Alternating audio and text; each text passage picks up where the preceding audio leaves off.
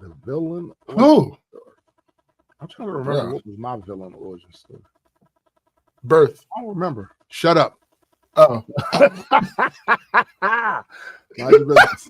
You asked the question.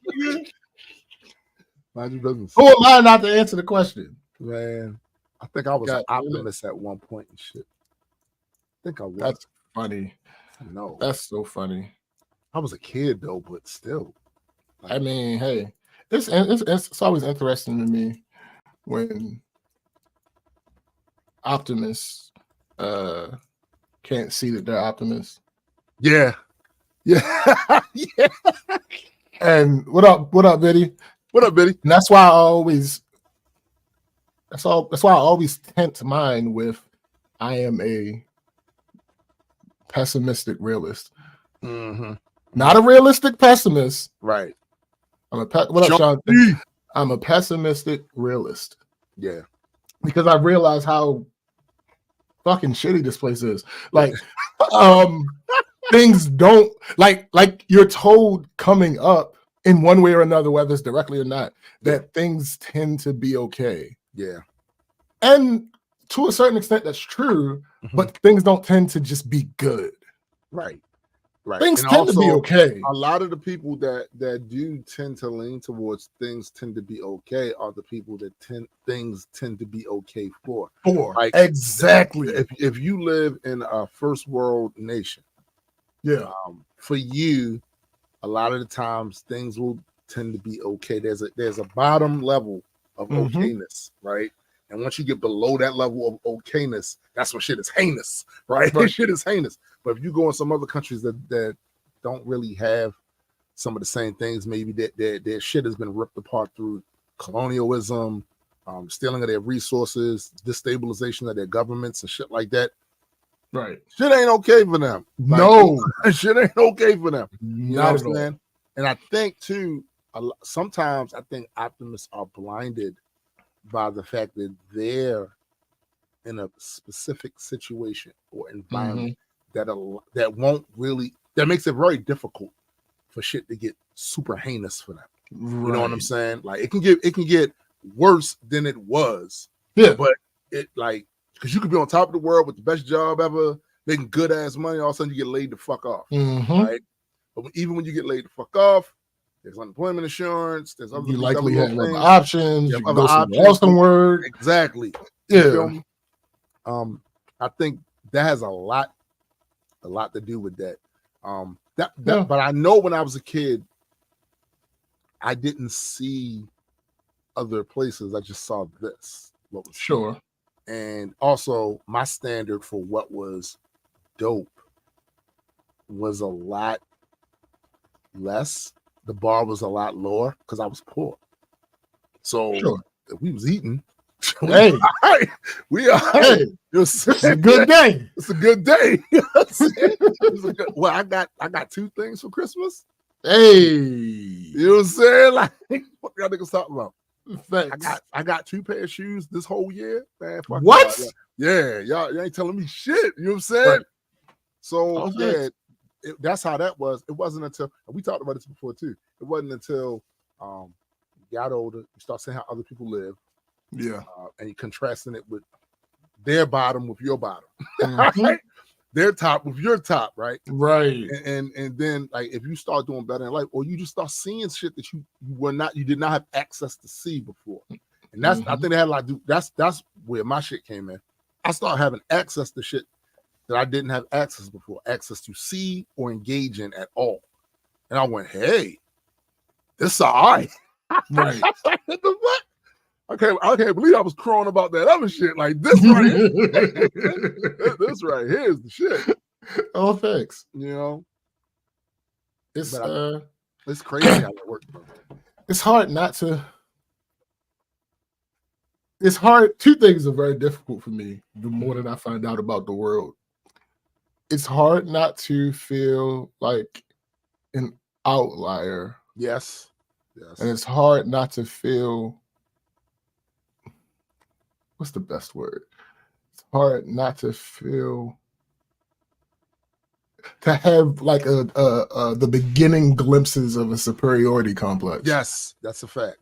Because it's like there are certain things morally that to me is like, why would this even be a choice? Yeah, that shouldn't even be an argument. Yo, right, bro. And I've had that epiphany numerous times, but none more than I would say the last couple of years. Yeah, and I see certain choices people make. Yeah, that I think, from my experience, base level morality would have precluded you not to make that choice, bruh, or to have that take. Yeah. Base level. I'm not talking Dalai Lama, no esoteric morality. I'm talking basic morals that humans tend to agree on most of the time. You know what I'm saying? Right. That would have precluded you from having this take or taking that action or doing some shit like that. And look, we all fall. And anger can cause you to do shit that you ordinarily wouldn't do. Desperation can cause you to do. I ain't even talking about that. I'm talking about some of these motherfuckers, man. Clear-minded decision making. And they decided that. Yeah. And it's like why? But then they get mad why was this a choice? Why did you even? Then they get mad when the talk of red flags is talked about. Right. Like this is what they're talking about, bro. Right. And the only one that doesn't have that has a problem with that is people who display red flags all over. You know what I'm saying? You know what I'm saying? Facts. That's all facts, though. That's hard facts. Like, I don't know, man. Like, I feel so alone sometimes because of that particular thing. Like, even conversations with some of my other closest people to me, like they might say a thing where I'm like, wait, what? Yeah. And again, you're not talking about something that's fact-based. You're literally talking about basic morality. Yeah. Basic morality. It is like, yeah. I'll give you an example. It's not that specific of an example, but it literally happened yesterday. We were in the group chat. We were talking. Fab brought up something that happened. It was stupid. Shouldn't have fucking happened. Right. And the person who was responsible, he said something about him and I were on the same side of this particular conversation. Right. And he was like, "We're sorry." I said, "I'm not sorry. I'm not sorry. Wrong is wrong." Yeah, wrong is wrong. And he said, "It depends on who it is." I said, "No, nah, that's not. That's not how that works. No matter who you are, wrong is wrong. It might depend on the situation. Yeah, some things are situational morality. It's situational morality. Who you are? No. Yeah. No. Wrong is wrong. Yeah. Like I get it. Like if look, in general, lying is wrong. Yeah. But if you are hiding a slave family that tried to escape in their basement, and the slave catchers come to your house and say, "Hey, you got these slaves in here?" Right. In this case, lying is not immoral. No, we are factoring all of that in, exactly, all of the situational stuff in, and I still see motherfuckers who are not in a situation that demands for them to twist the morality rules on its head, still not being moral, still having an immoral take. And it's like, what up, McKenna? What up, McKenna? It's and I recently had a conversation trying to explain this, and it's hard. It's certain things. This is why I can never be a teacher, right? Because my comprehension skills are pretty high. My explanation skills aren't that great. Nah, like it's so much easier for me to explain. Like I had a very similar conversation to this with someone else. It's so much easier for me to explain it to you because you already agree. Right. That's facts. But it's kind of somebody who doesn't see it. It's now, to be honest, I'm not sure. Like, I'm sure of course there are people that are good at it, good at that part of it, right? Yeah. But even with that, so much of that depends on the ability of the other person to understand what you're saying. What up, Random? And be open to what you're saying. What up, Random? Yeah. It's so much of that, those conversations, which is another reason why I don't get into a lot of them anymore. Because I spent a long time doing that shit. And to be honest, my experience personally in it, either I'm not great at that part, or people are they're gonna want to believe what they want to believe a lot of times. Here's the thing. Like that's absolutely, that's objective. Yeah. What I'm really getting at is I've long stopped arguing is not the right word as far as intensity, but I've long stopped going back and forth with people in order to change their mind. Right. This isn't like I'm not concerned with changing your mind because you are an adult. You're a kid. I'll try to reason with you to try to get you on the right path. That's different. But you're an adult. In most cases, most of the adults I speak to are older than me. So you have more life experience in certain things, depending on, how you came up and all that other good stuff. But it is not my job. It's not my job to convince you something. And it's a bit pretentious for me to believe that I should. I say that all the time too. So, like, the conversation I was having, it's like they just didn't get it. It wasn't like I was talking strictly about myself. Right. So like there was no decision, like mind change possible. It was me explaining like the way that I look at things and how I can, and what I consider to be judgment. Judgment is just observation. Right. Like I know that there is a negative connotation to the word. Yeah, but everybody makes judgments. Everybody makes judgments. To act like you don't is kind of, you're lying to yourself. So and everybody else too, by the way. Bruh. And everybody else. Right. So if I see some shit that I'm like, I can't imagine, that's a good way to put it. If I see some shit where it's like, I cannot imagine me being in that scenario and making that decision. Same choice. Yeah. And it's like you could not make me do what that person did in that situation. My integrity, I guess, would not allow for me to do that particular thing. Fuck out of me. Yeah. It would beat the fuck out of me. I would feel guilty. I would feel guilty, bro. That's actually the same issue I have with people purposely spreading like misinformation.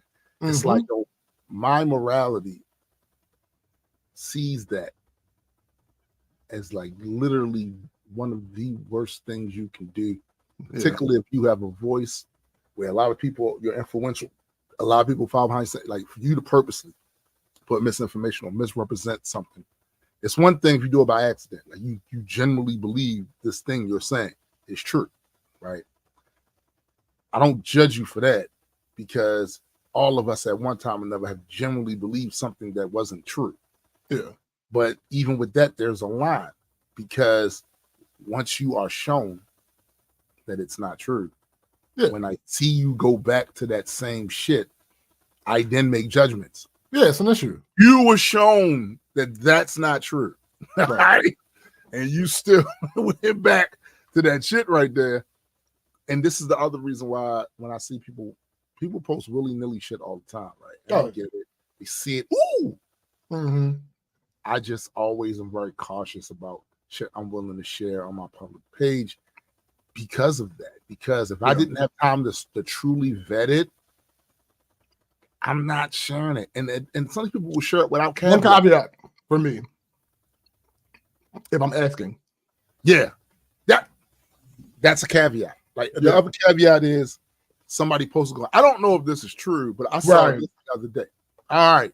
So they already made a qualifier right there saying, hey, I'm not certain about this at all.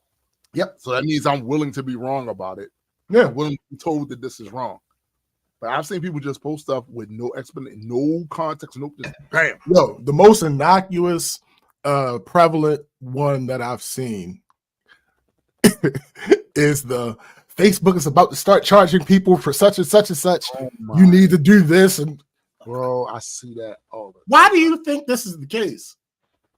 Why? To what end? Like, I get that they're a company. So, faux ends are very attractive to the people who don't like to think critically. Facts. You think that you are thinking critically. You think, okay, this is a business. Businesses have to make money somehow. You aren't aware of the other ways that they make money. So you're thinking, oh shit, well, we use this for free now. How can they offer the service for free? They must need to start charging this in order for them to make money. And then you have people like fucking Elon Musk who don't help that perception because he literally tried to do the same thing. Yeah.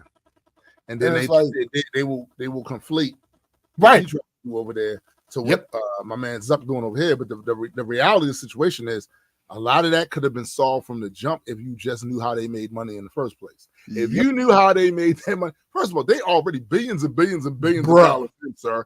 Like, they don't need to charge you for your funky ass opinion. You know or your funky ass pictures of your Thanksgiving mashed potatoes. Right. They ain't got to charge you for that. Like, they've been, and also what they've been taking from you to make that money is far more important than your little dumbass opinion right here. Absolutely. They've been taking market data, the shit you're interested in, all of this personal shit. And you signed it away. So you can't even say that they stole that and didn't tell you nothing. Like, they literally, because there's all kinds of loopholes. Plus, if you play to human nature, a lot of the times you're gonna make out because it's human nature where if they see a wall of text, they're not gonna read that whole fucking thing. Right. And then they make it smaller. Then they make it smaller. So you're not gonna read that whole thing, but you do want to get on here because you do want to talk to cousin Fran and all of you ain't seen in a long time, and what's the name, Melissa and them that you went to school with and ain't seen for years. You want that experience, right? So fuck it, yes, fact. Did you win? Yeah, they got you. Win. Too late. It's too late, bro.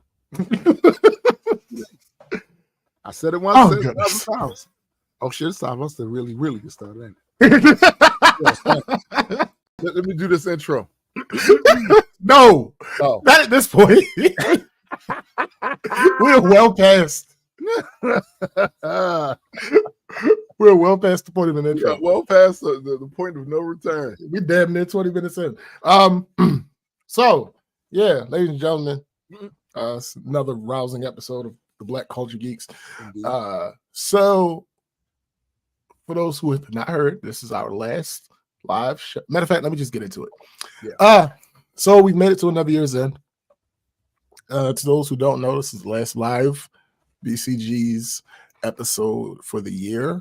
We will be back live the first Saturday, 2020. Why is it the last one for the year? Well, with so much going on for both of us between now and then, actually, we got a lot of shit going on. And that first episode will most likely not have any news topics because it'll just be a lot of us fucking catching up. Right. Today's main topic is reflection. So first of all, I would like to say thank you guys.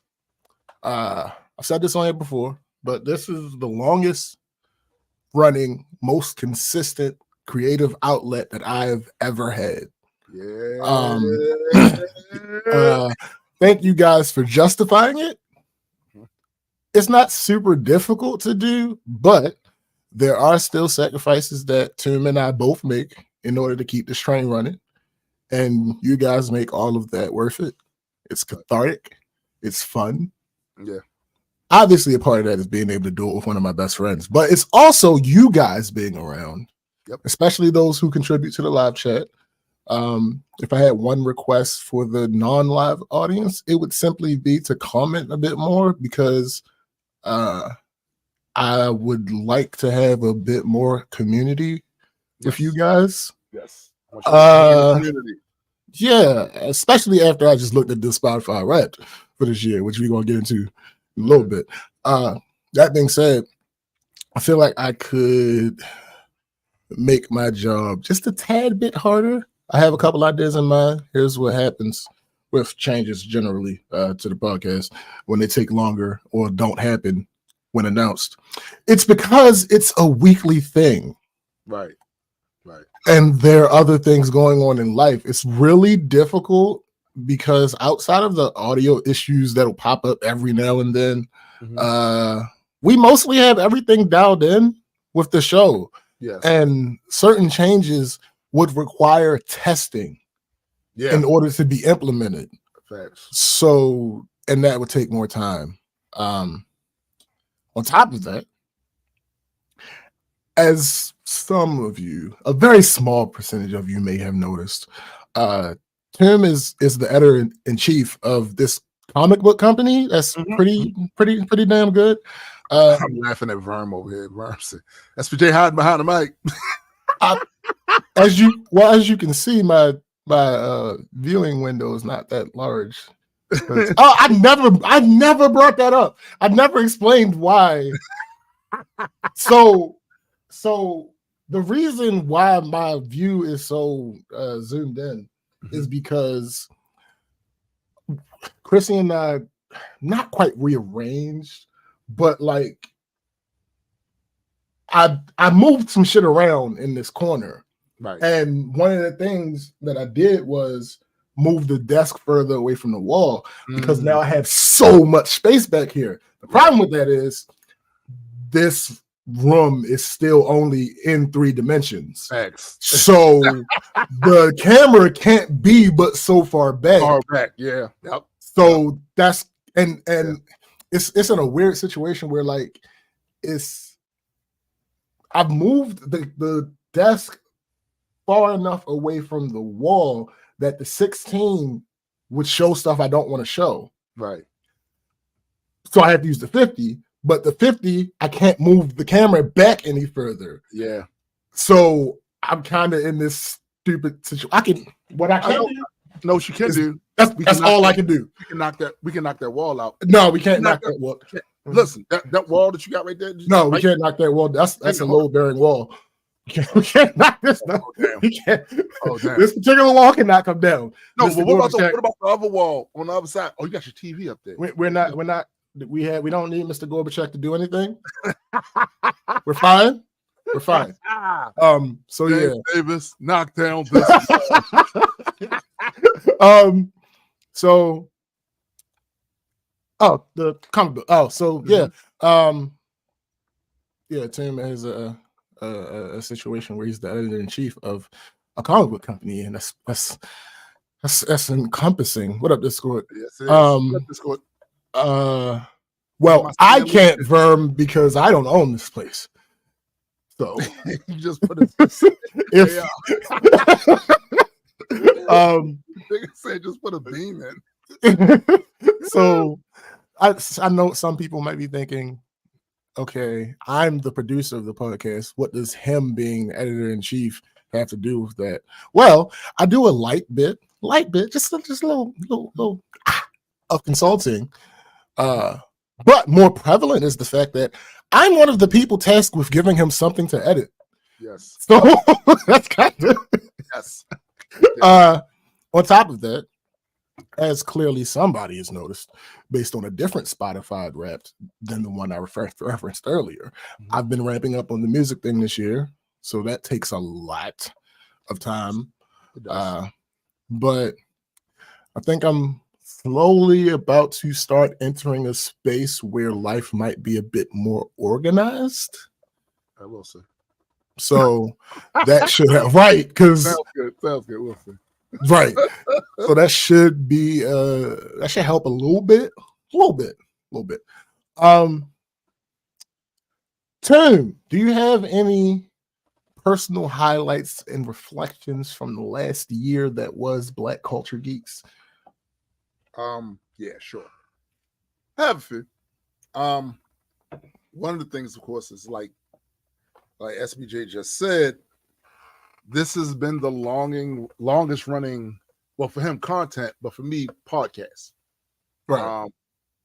I am experienced in the podcast field. I've had several ones before.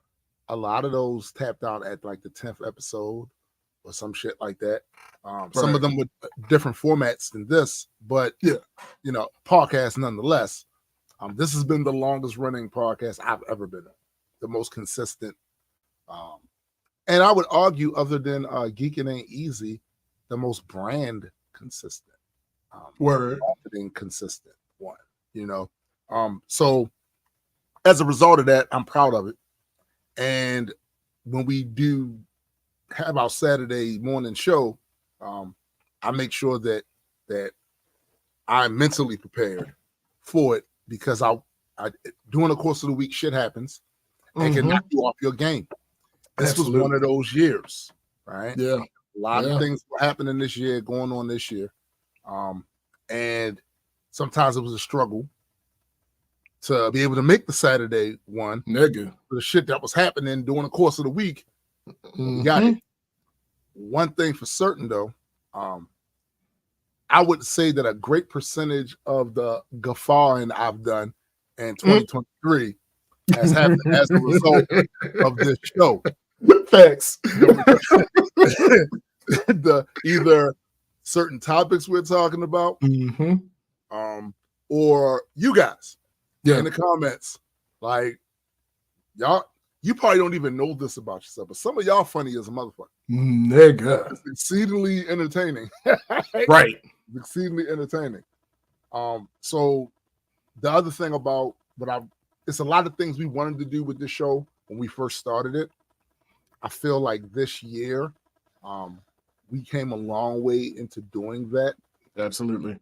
And what it puts me in mind of is how things were when we kind of first started. We used to do these little video vignettes, to promote it. What up, Stella? What up, Stella? To promote the show. They were funny as fuck, I thought. There was a whole bunch of things, but I feel like in this year we came closest to capturing a lot of those goals, and there's still quite a few of them that we're trying to get to. Yeah, and 2024 is a new year to try to work towards that even more now. Facts. But like SBJ said previously, there are added things on the plate that make it exceedingly harder to do a lot of this stuff. Right. So it's just about us. I think this year was the first year for that. Like you said, me running a comic book company and doing the editing of that. There's a lot of work that goes with that. Absolutely. I feel like me being able to handle that and still do the show, because sometimes, but right before the show and right after the show, I go right back to do that work, right? But I feel like me being able to do that is a great indicator of how well adjusted we are at doing this. Yeah. You know what I'm saying? Because I ain't gonna hold you. Between getting books made, writing the lore, editing other people's shit, having the meetings about the app that we're still trying to get up, and a host of other things. I've been writing scripts, a whole bunch of shit, right? But I feel like all of those things will help to serve the show. Thanks. If nothing else, but to give us shit to talk about. Yes, 100%. Yes, 100%. You know what I'm saying? So, like, I feel like going into next year, if those other endeavors continue to get better and be, let's say, more profitable, because I'm not gonna hold you. And I know a lot of people don't do this, especially people that come from the spaces I come from. I come from the activist space, right?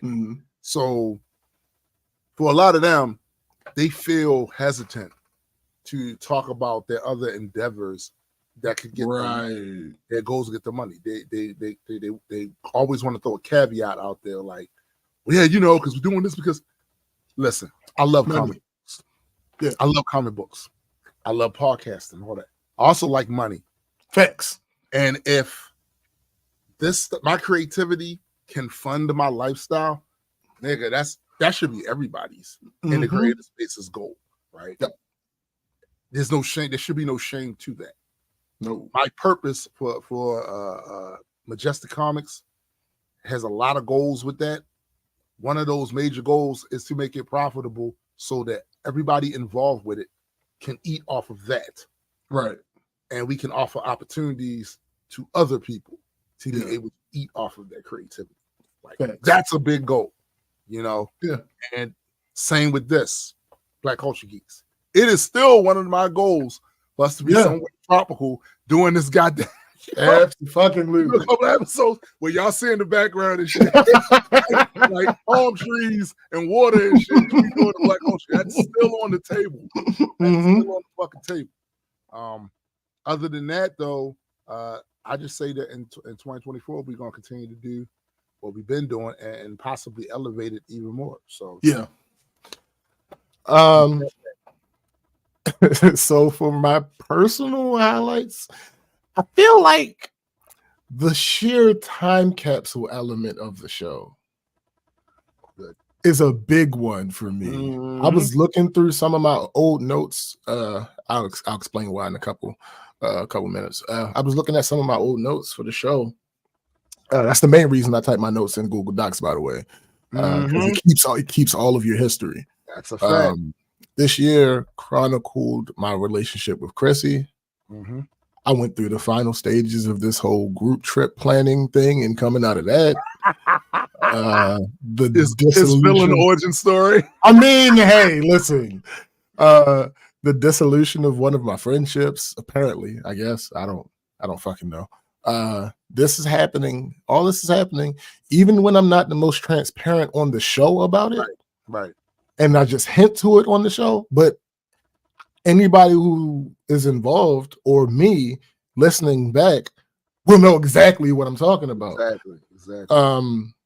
Yeah, my life has changed so much from 2022 till now. Like it's crazy, it's ridiculous. As far as 2024 is concerned, I don't really want to say much because of the reasons I mentioned earlier. But I have a couple ideas, and I'll be working on them during parts of this break. What I definitely plan to do and have started already. This isn't a future thing. Right. I've started already is putting up clip shows from this year's podcast. And I don't know how long they're going to be. I don't know how many it's going to be. Right. But I will find this. It'll basically fill the slots where we won't be live for the rest of the year. With however many I make. So if I only end up making one, it's going to fill one of those slots. One of those slots. If it ends up being 5, they will then spill over into the other days remaining in the year. I remember we used to do that too. We used to make the little clip thingies. Episode, funny parts of the episode and shit. Facts, bro. So they definitely won't be 3 hours. Funny enough, this is actually the process of doing this is actually easier than the process of making short clips for TikTok. Somehow, I don't fucking know why. Wow. And also, spoiler alert, I don't know how many of those is going to make it in. But I have quite a few hot takes from the beginning of this fucking year. Nigga. Like I've out of context, they're gonna sound wild. They gonna sound in crazy. The clip shows, I might leave them out of context. Right. But like I from the first like 2-3 episodes, I said something. I said, I understand why people mansplain. Right. I said, these niggas out here being gay. Yep. I said, out of context, that sounds out of context is wild. It's absolutely wild, right? Because matter of fact, I'll explain that one because that's another clip. I'll explain that one. I'll explain that one right now. So basically, I can't remember what topic we were talking about, but it was something. Andrew Tate. That's the topic we were talking about. Y'all hate women and y'all sound. Bro, yeah. It's like and this isn't. I use the term gay because I don't know another word that even comes close to the sentiment that I'm trying to express. Right. Basically, what I'm saying is a lot of guys don't like women. They really don't. They do not like women. I'm not talking about sexual attraction. I'm talking about liking this person.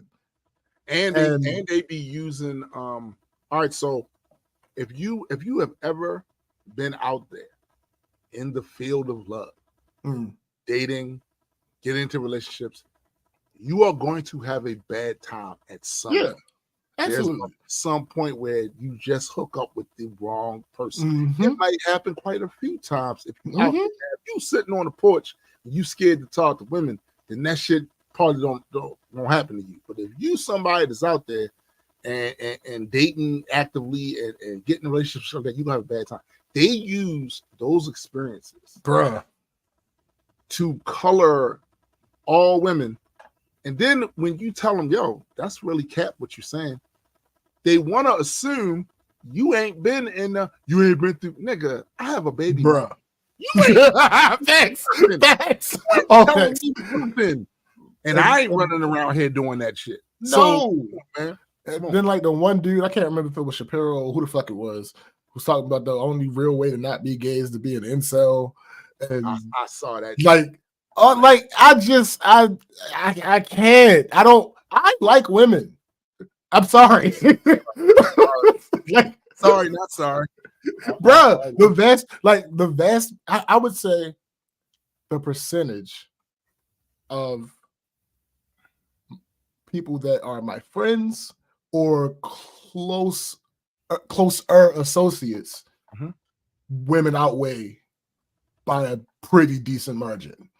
Bro, like I can honestly tell that every bit of success I've ever had in my 54 years, at least 90% of those things came as a result of the help I got from a woman, specifically a Black woman. Right. So when I see these guys, like with their entire contribution to the internet, from their Facebook posts to the shit they either post themselves or shit that they share from other people, is hating on women. Yeah, I'll be like, yo, what are y'all doing wrong? Yeah, y'all broke it. Y'all playing the game wrong because that's not how that works. They broke the game. They broke it. Like legitimately, and I just referenced how different my life is now than it was in 2022. As far as friendships, like growing, the top 4 are all women. All women. Like I don't have I don't know. And at one point, I briefly considered, because you know me, I have to try to make sense of the situation. Of course. At one point, I briefly considered the fact that I was raised by a single mother, but then no, because a lot of these niggas were too. Yeah. So, that ain't it. Which, by the way, it's funny. It's ironic. It was raised by single moms.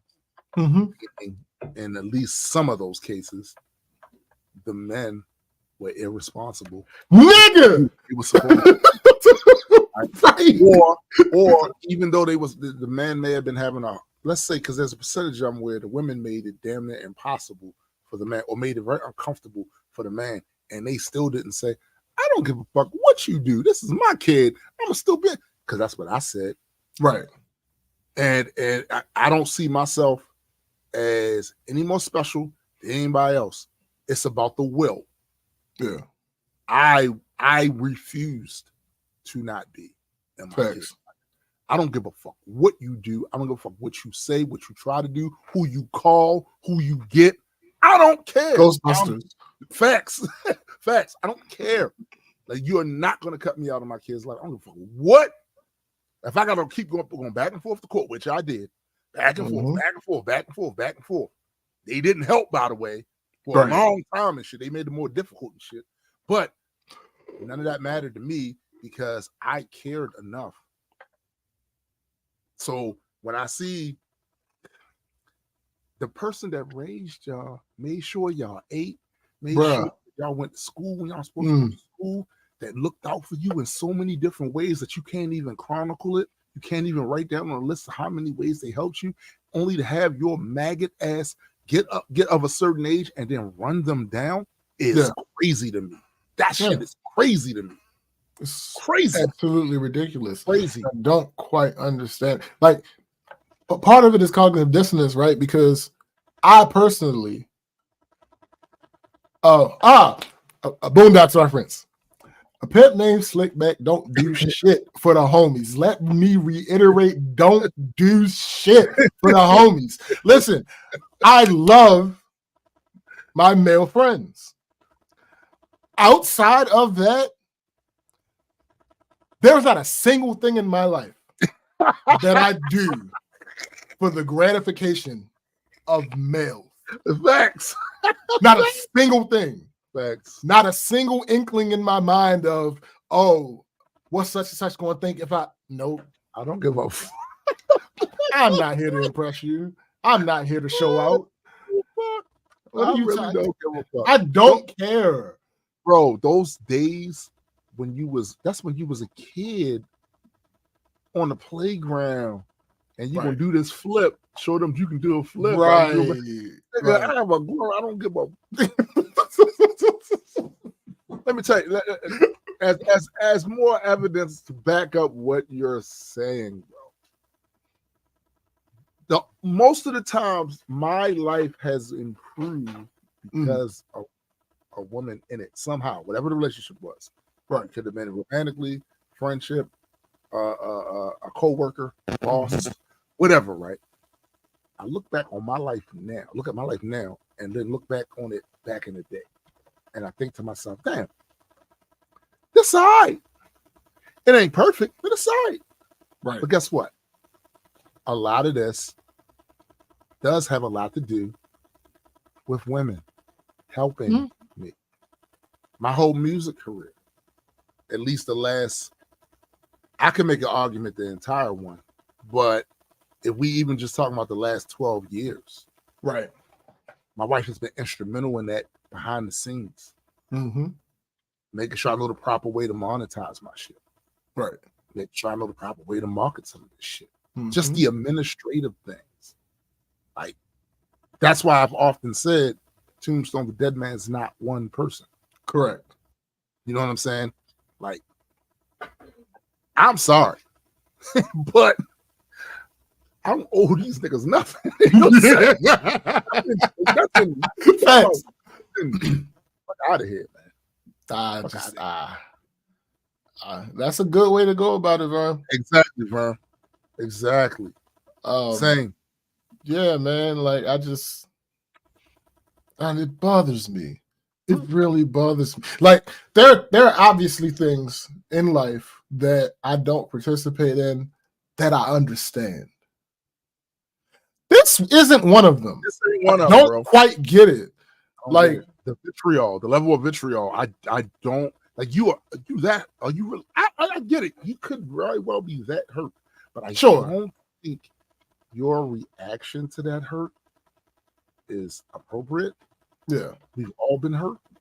We've all been fucked up in the game, like emotionally, financially in some cases, because of a relationship we was in didn't quite plan out the way it did. The person wasn't the person you thought they were, or maybe you weren't the person they thought you were. Could be that too. Whatever the case is, we all been fucked up, but your responses to a lot of it, I find it to be just over the top. Like, again, I have a baby mama that I had to go back and forth to court. Y'all ain't telling me nothing. Nothing. About heartache, about none of that. Telling me nothing. You know what I'm saying? And yet you don't see a large percentage of my online persona being that, bro. Like, what the fuck? I ain't seen it. I don't know, man. I ain't seen it, and I don't like it. Fuck you. Yeah. Cause y'all wilding for no reason. Yeah. What up, free thinker? Yeah. What up? I'm sorry for that tangent, but it is what it is, man. Listen. But yeah, also another fucking take that I made, hot ass take. Again, out of context. Out of context. I confirmed the idea of women being gossipers. Oh. What up, Lost? Like, out of context, all this shit sounds wild. Wow, and you gotta hear the context. You have to hear the context for, like, oh my. Somebody can literally take those clips, string them together, nigga. Kevin Samuels. And I'm the new Kevin Samuels. Kevin Samuels all of a sudden. Oh man. All right, let me see. Oh, so this was actually on the docket last week. No, week before, one of this year. And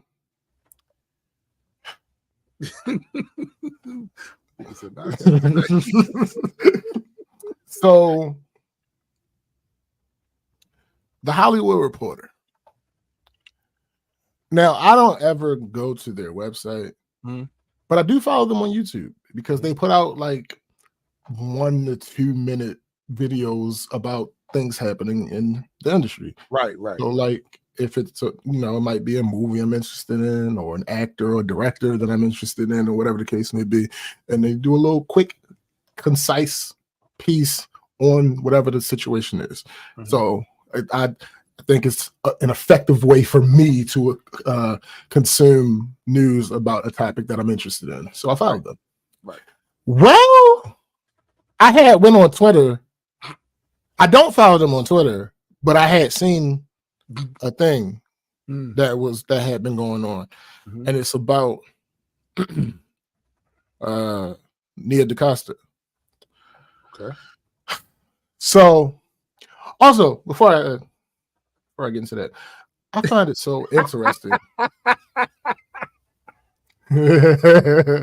That's facts, baby. There's a fact. That's a fact. But I'm specific. See, that's what I say. I'm context. It sounds terrible. I was specifically talking about office politics. Yes, office politics. Out of context. Out of context is terrible. Like, I was specifically talking about office politics, particularly given the I don't know if this is still the case, but at one point, the fact that women overwhelmingly make up the percentage of office workers versus men. So that's what it was correlation, not causation. Yeah, exactly. That's really what it was. But so this confused isn't the right word, but I felt a way about this. How poorly the Marvels did in the box office, while simultaneously being the highest grossing film for an African American female director. It actually says a lot, bruh.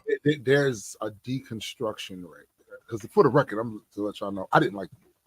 Right. It had some parts in there. I was like, all right, but there was some parts I just thought I didn't like the pacing. I didn't like, and I was actually excited for this movie. Right? But that said, there's a lot in the fact that it didn't gross a lot, and on top of that, it's still the highest grossing of. Bruh, there's a lot to say about that. Crazy, because I had just kept seeing, like, all the news I was saying about it. News again, because that other shit. But all the news I was seeing about it at first was bad box office for Marvel, blah blah this blah blah, and then I just happened to see a picture of Nia DaCosta, and I'm like, oh, that's the woman that directed the Marvels. And I looked at the highest grossing. I'm like, what? Yeah, both of those things are very true. Yeah. So I'm pretty sure, because again, lest we forget that a decent amount of the most successful content creators, they jump on topical things. Yes, facts. So the Hollywood Reporter put out an article titled "Why Marvel's Director Nia DaCosta Bailed on the Cast and Crew Screening." So I had seen that, and I'm like, was she mad that what like did? And initially, I'm like, what did Feige do? Because I'm thinking like somehow the studio fucked up her vision or whatever the case may be, and she wants to be as far away from the production as possible, like that type thing. That's what I was thinking initially. But then I saw from a black woman, I had seen a response. And the response goes a little something like, at the Hollywood Reporter, why not answer my question? Where are all the other articles about directors going to crew screenings? Y'all are liars. Do not ever request an interview with me again, coward. I don't know who she is personally, but she got 28,000 followers, so she probably somebody. So I did a little more digging, and the first this is from a black guy. He says, hey, at the person who wrote the article, ask yourself, have you ever seen or written an article like this about a white male director? You could have kept this garbage clickbait article. The Hollywood Reporter should be above this, but clearly they aren't. Another person says, it was her birthday. Why even write this? You are the Hollywood Reporter, not TMC. I feel bad for the social manager who Another person. Your publication is despicable for creating a salacious headline to add to an unwarranted smear campaign against Nia DaCosta. Do better. And they screenshot an excerpt from the fucking article that says, according to the rep, DaCosta had not been invited to the cast and crew screening. Only when she invited some crew members to her birthday party did she learn about the screening. And by then it was too late because she already had plans for her birthday. And this is a very reasonable explanation. But if you leave that out and you just say she ain't show up there, you then cause an insinuation of other things. Nigga. And it colors the entire tone of what you're saying. Yo, the comments continue, and I don't think they ever respond. Like, I don't think they ever address this. The comments continue. What a misleading and slanderous headline. How many more clicks do you get from the angry comic book nerd algorithm for throwing a black woman under the bus? Another one. Oh, come on. Did you even read your own article? I mean, there's legit criticism, and then there's this kind of weak nonsense. Right. That's, yeah. Twitter even fact checked the post. It says, according to Nia DaCosta's representative, DaCosta had not been invited to a cast and crew screening.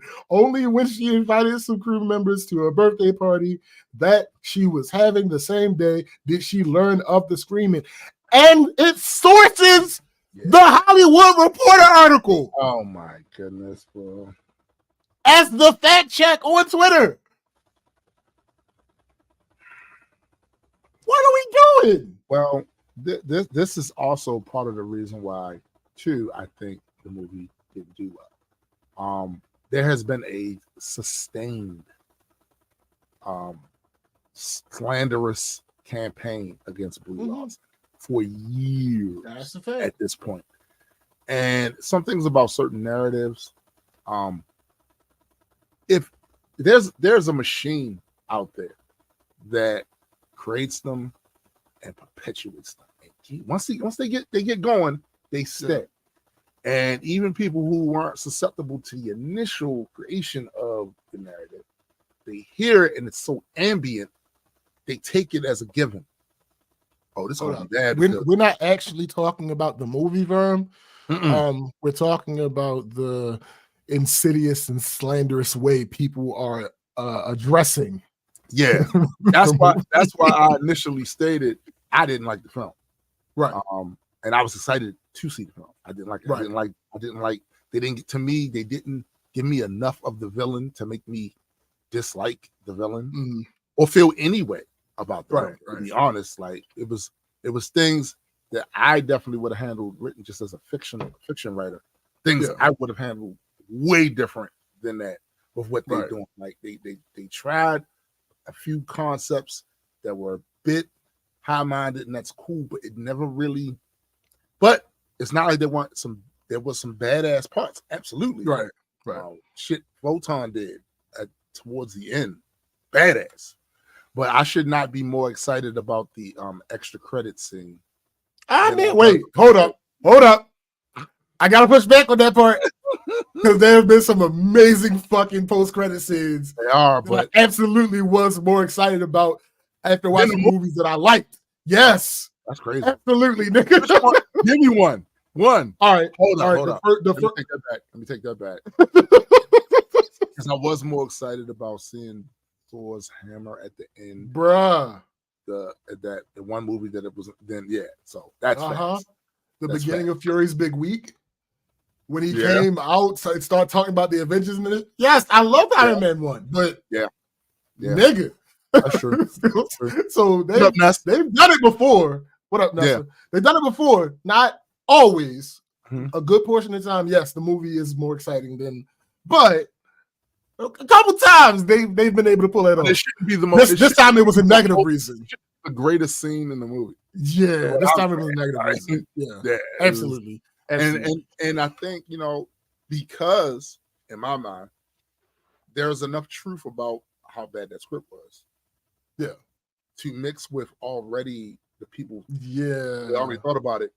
That had a lot that contributed a lot to this now. And what absolutely. I see, I can't tell people what they like. People gonna like what they like. There are people that liked the movie. I see it on my timeline, up in that timeline. I don't know what people are talking about. It's a great movie. You and I have way different taste in movies then. We have different expectations in how a story should be written, how characters should be portrayed, and at the very actually that's the other thing about me. I don't care if they change certain core things about the character. Yeah. I care how the character is presented. Right. And if you don't, you have to give me enough to give. Remember, we complained. I was complaining before a few years ago about I don't like the speedy montages, how they learn how to use their powers. Because back in the day, I remember the first time I saw that, I didn't like it, and it was with the Spawn movie. Spawn had the suit, all of that. They had one little training thing on the rooftop with him and some bottles. And then all of a sudden, he was a master of the Spawn. I was like, yo, I grew up during the Rocky era, where by the time Rocky got to that last fight, you was with him. You was like, yo, I saw this man train. I saw him get his shit together. I saw him learn how to do this and do that. So when the fight came, when he did all that amazing shit in the fight, it was warranted. Like, yo, yeah. I know what's interesting about that? What's that? That's why when I talk about movies, I make sure to stress how the parts that are subjective and the parts that are objective. Because you saying that, and I thought of the for some reason, the first example of them doing it a different way that came to my mind was the Hawkeye show. Because throughout the show, they did show her progression. Yes. And I've instantly thought about all the people that hated that. Yeah. And it's like, no, I know. Like, it's kind of wild to me. Like, and I like you're supposed to be getting to, bruh. It's Christmas. It's Christmas, yeah. You're supposed to, like, not supposed to. Let me take that back. But don't you want to be a part of the journey? Like, the journey is important. I really do. I think the journey of the hero, one of the reasons why that shit has stayed in human culture is because it's powerful, it's impactful, right? And like ever since back Gilgamesh and Enkidu, ever since way back then, the journey of the hero is important. And if you abbreviate certain parts, and I get for movies, sometimes it can be difficult because you have a window of time in order to get all of this out. So you got to decide what you're going to spend the most time on. I get that. But I feel like when it's obvious, if it's so obvious to me that you really just zip past that part, it makes me feel a way. It's like, I get so it. you got that good by the third act. Like Right. you're doing everything I've known this character to be able to do in the comic books. Now, TV series are different. One of the things I loved about The Flash, at least the first few seasons of The Flash, is to me it was a textbook demonstration of how to do a comic book character movie. It had all of the shit, the humor, the over the topness, but more so than anything, you got to see him learn how to do that shit. Right. And they creatively made it so that he was in situations where he would have to figure out, oh, yo, you got to do this. And they even make it a point to talk about his training. Yo, you got to train. You got to, come on, you got to get faster. This, that, and the third. That's funny. That's one of the reasons why I love Young Justice so much. Yes. The entire first 2 seasons were about why is his name drawing a blank? Dick. Yeah. the first 2 seasons were about Dick Grayson learning how to be a fucking leader. Yeah. Even when you had that conflict between him and Aqualad, about being a leader, because Aqualad was raised to be a leader. Yeah, he apparently had more experience or whatever. Right. Training, Right. And Robin didn't have that at the time. He was the sidekick at that time. Yeah. The sidekick. And throughout that first 2 seasons, he became to that role. And then when you see them doing these amazing things, it feels warranted. It feels earned. But the thing is, I think the rush comes with people wanting the payoff super fast, right? Yeah, absolutely. That's what it is. But I feel like if the writer is creative enough, he can make the journey entertaining. He can all of the I'm surprised he got out of that. All of that, you can get all of that doing the training shit too. Facts. It's about the writer's creativity and the situations they put them in. Like, it's an easy trope to understand. Exactly. If you listen and pay attention to a good portion, not even just superhero, of hero content, you will hear the question or the phrase, is he ready? He's not ready yet. Right. This thing is prevalent throughout. It is because of what we're talking about. Yeah. It's because of the very thing we're talking about. Like, that is a major part of these things. Is he ready? When you're ready, you'll know. Is he prepared for this? Right. Right. So, no, absolutely. And then it's the climb up. Because the goal of what they're trying to do is so out there. Yeah. The climb up. It's earned when they win. When they beat that motherfucker at the end, and then the crowd looking at them, they earned that looking distantly off into the into the skyline. Earned that shit.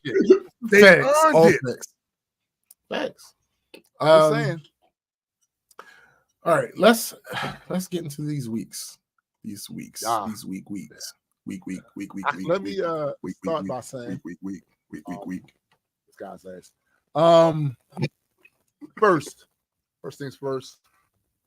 I took a booster shot for COVID this week.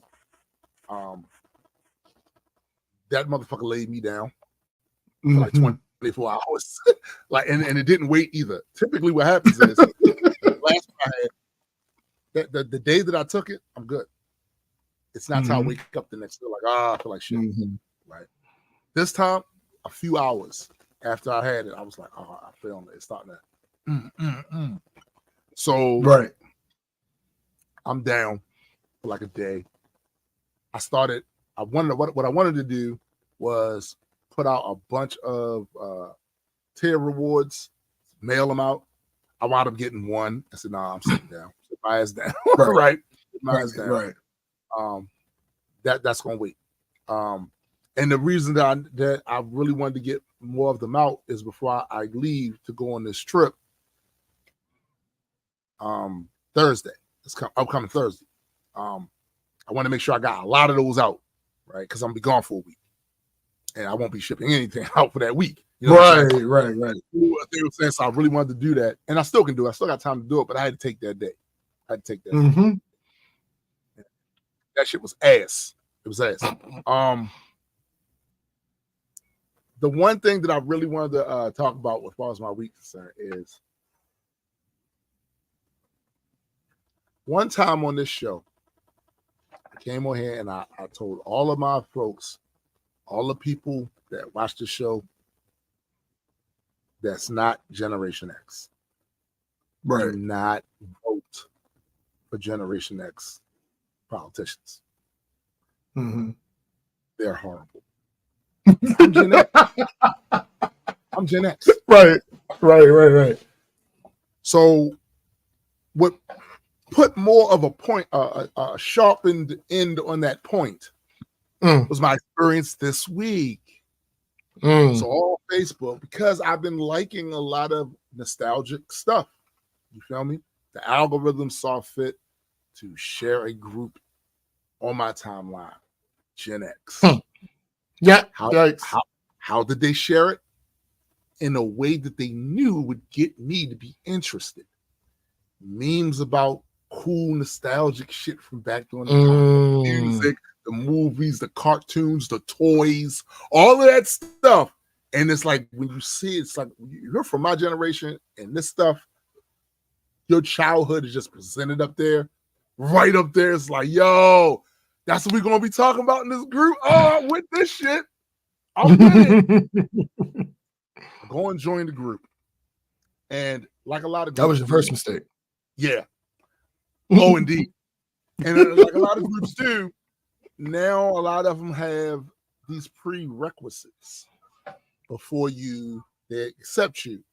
These things questions they ask you that they demand answers for. Some of it's very simple. It's not like you're taking a fucking bar exam. Ain't none of that shit.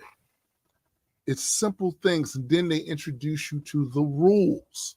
These are the rules. I saw the rules. I answered the questions. The rules seemed like they made perfect sense. Mm-hmm. These are similar rules that I like from our Reaper Life group.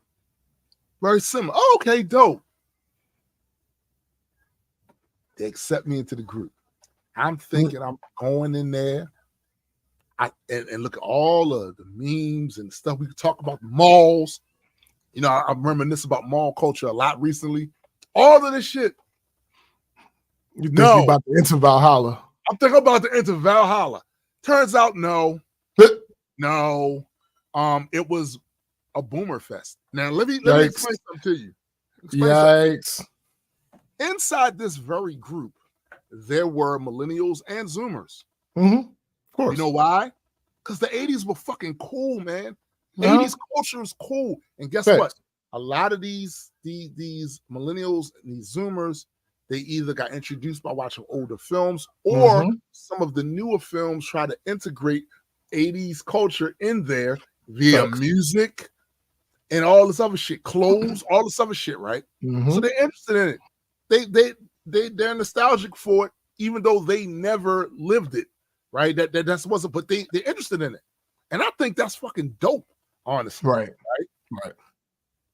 Apparently, a lot of the Gen Xers didn't, because most of the posts I saw in that motherfucker was running down millennials. Of course. Come on now. We know how this goes. Gen X, American Gen Xers are essentially boomers. Bro, never have I seen... I'm sorry, are culturally boomers. Culturally. Never more have I seen an example of that than in this fucking group. Okay? I thought we about to come in here and talk about the green machine little thing that I always wanted, never could get. I'm thinking we're going to come in here and we're going to talk about the Thundar the Barbarian and Rubik and all this other shit. No. Most of those posts in there was them running down millennials. And there are millennials and Zoomers in the group, so it's arguments going back and forth. Here's the other thing about that. A lot of the stuff that I saw clearly violated the rules.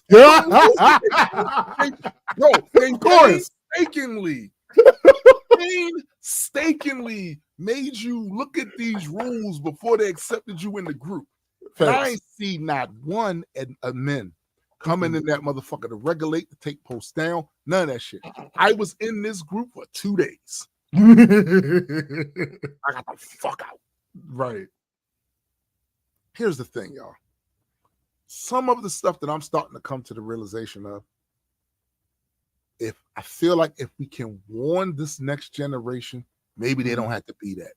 What it seems to me is all these generations, once they get a certain age, they turn into that.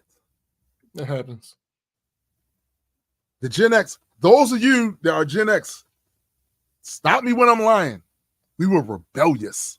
Most of that 80s culture was rebelling against the previous culture, the previous generation's culture. That's what we were. They talk shit on us. Yeah. This is Gen X. This is the hip hop generation. When hip hop first started getting prominence, it's us. Right. Hey, music. That's us. We fight. This it is. Y'all don't understand. That's us. To see them acting like the Kissinger group, was appalling. And what it did is put a stamp on what I said on the show that time about, don't do it to yourselves. Yo, I have a slight theory. Maybe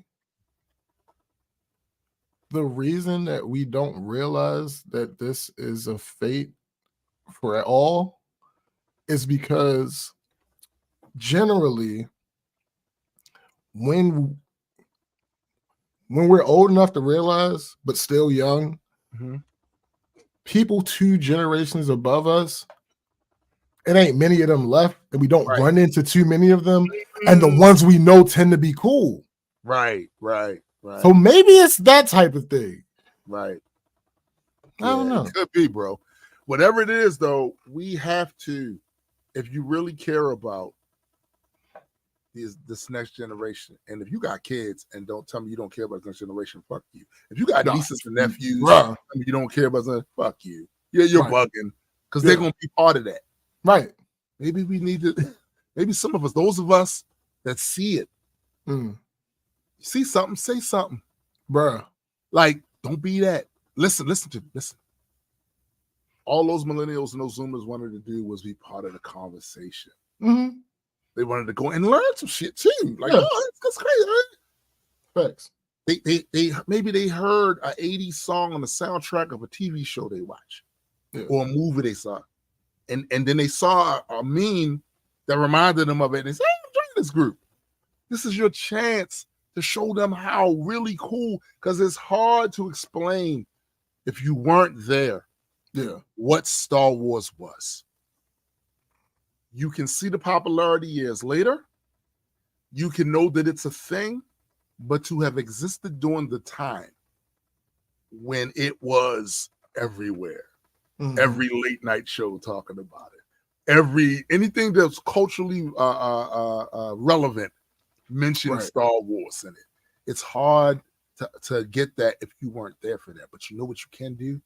You can pass some of it on to the ones that weren't and explain to them how you felt at the time, and then try to make a comparison to something that they have now currently that they feel that way about. And that's how the generations kind of learn to meld. You know, we ain't that much different.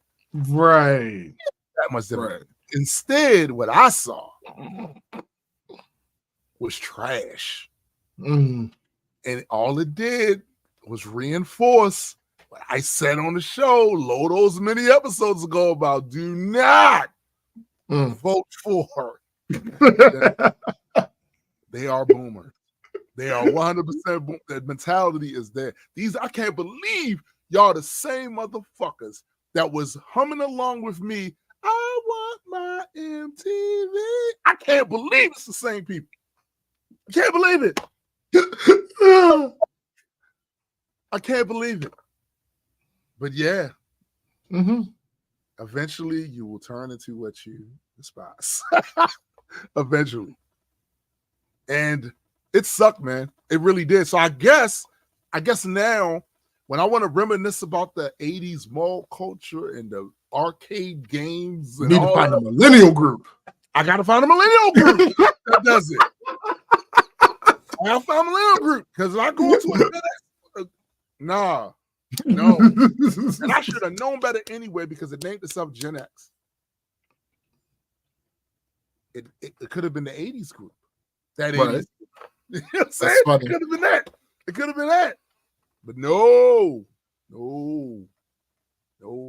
I thought, and to be fair, I still feel it was bait and switch because a lot of the stuff when you're not in the group, a lot of stuff that is showing in the algorithm is the cool shit. Yeah. Oh yeah, the Breakfast Club. Yeah, don't you forget about me. Yeah, all of that, and then you get in there and it's just nonstop. They don't do this. Where was they when this happened? Where was this? That? Come on, man. I don't want to talk about that. It was just post after post after post after post of that one post that you see every now and then where it's like, we used to do this and we used to do this. So we're the best generation. Come on, bro. And then 9 out of 10 of the fucking things on the list I fucking did when I was a child. So what are you talking about? It's overlap there. Bro. So I went in here to talk about all the Michael Jackson impersonation contests they used to have back then. And y'all want to come in here and tell me how Gen Z they don't know nothing about this. Like, come on, man. Listen, that's why they're here. That's why they're here. Bro, this was legitimately the same thought pattern I had about comic books. Right. I don't feel that I need to gatekeep that. I feel I need to open the gate and let all these people come in who didn't read it back then during the day, but they got interested because either the cartoons or movies or whatever. They got interested into these characters because now I'm like Odin with the wisdom of these comic books to share with people who wasn't. Bro, you you interested in this now? Welcome, because I got some. What's that shit from that fucking horror movie with Pinhead and shit? I got such sights to show Hellraiser. You. Hellraiser. I'm not Pinhead. I got such sights to show you. Oh, you like, bro? Do you know how many people I grew up with who was not interested in none of that shit? Because I've talked about before here how after I got past a certain age, I stopped talking about my comic book shit because I knew these people wouldn't understand. Y'all realize how many people I was around. You know what I'm saying? Like that. Right. They're not gonna get that shit. Only for when Marvel made its big run and people starting to go to see those movies, interested in these characters, they got interested in that shit. Yep. And then they come and they want to talk to me about it. And that's when I can, it's so much deeper than what. Let me show you this shit. Let me show you this shit. That shit is fun. Not me doing this type of shit. Yeah. Oh, really? Oh, now you interested in comic books now and characters. It's not helpful. That's not helpful. That's not helpful. Not helpful at all. Absolutely wouldn't work for me. I'm not with it. Like, I want more people, because I feel like the more people that's truly interested in that, it means I'm gonna keep getting these movies that I want. Right. It stays pop culture relevant, so I keep getting the content based on this shit. Pushing everybody out because they wasn't into it before. Right. Come on, man. Like, that's just weird. It's really weird. All are welcome.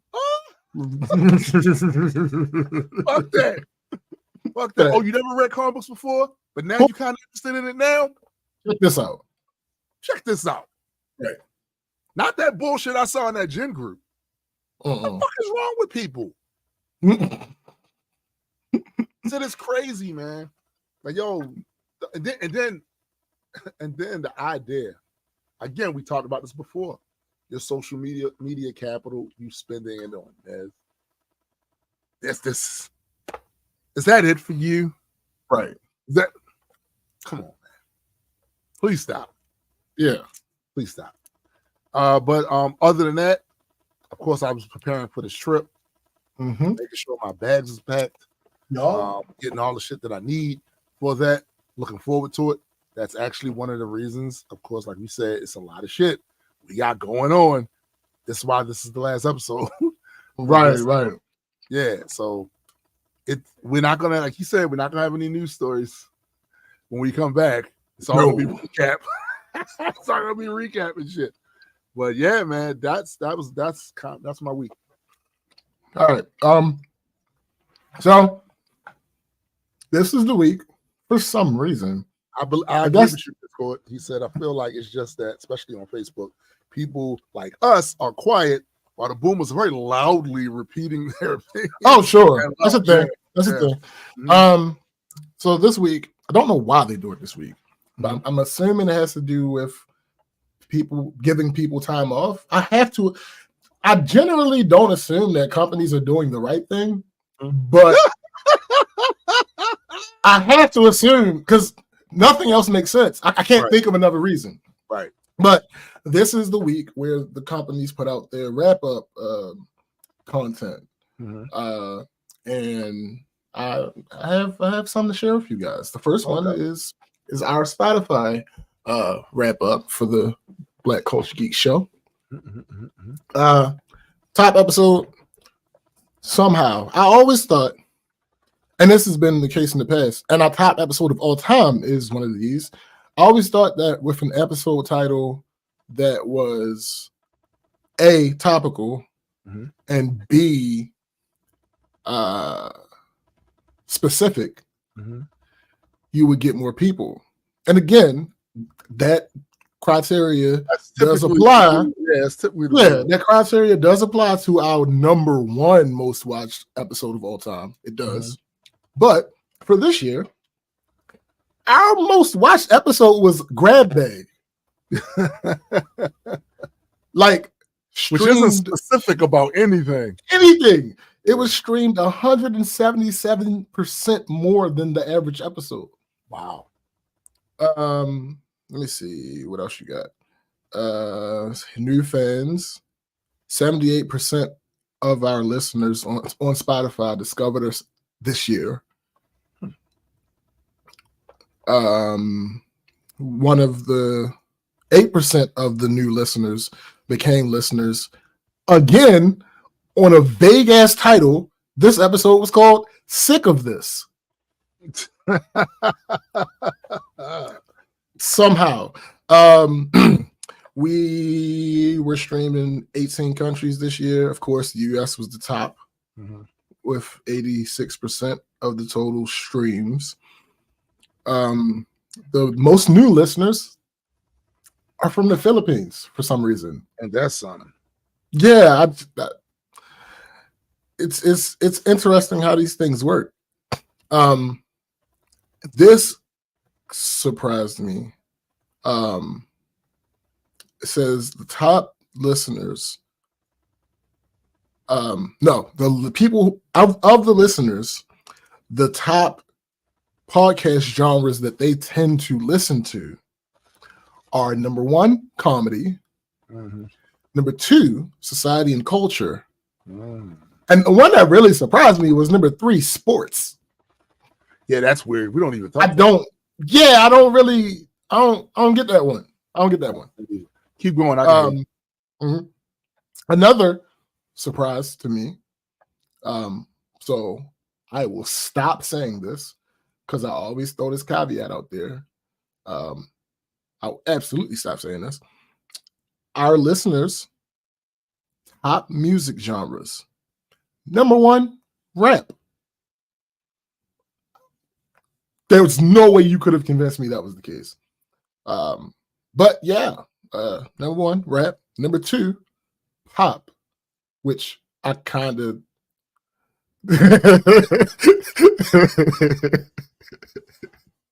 that's funny. Number one, rap. Number two, pop, which makes sense because it's pop music, just in general. And number three was R&B. It's kind of interesting. Let me see for the more numbers.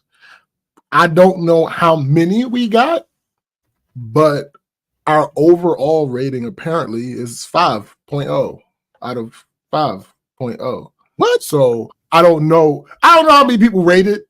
Right. But that's what it say.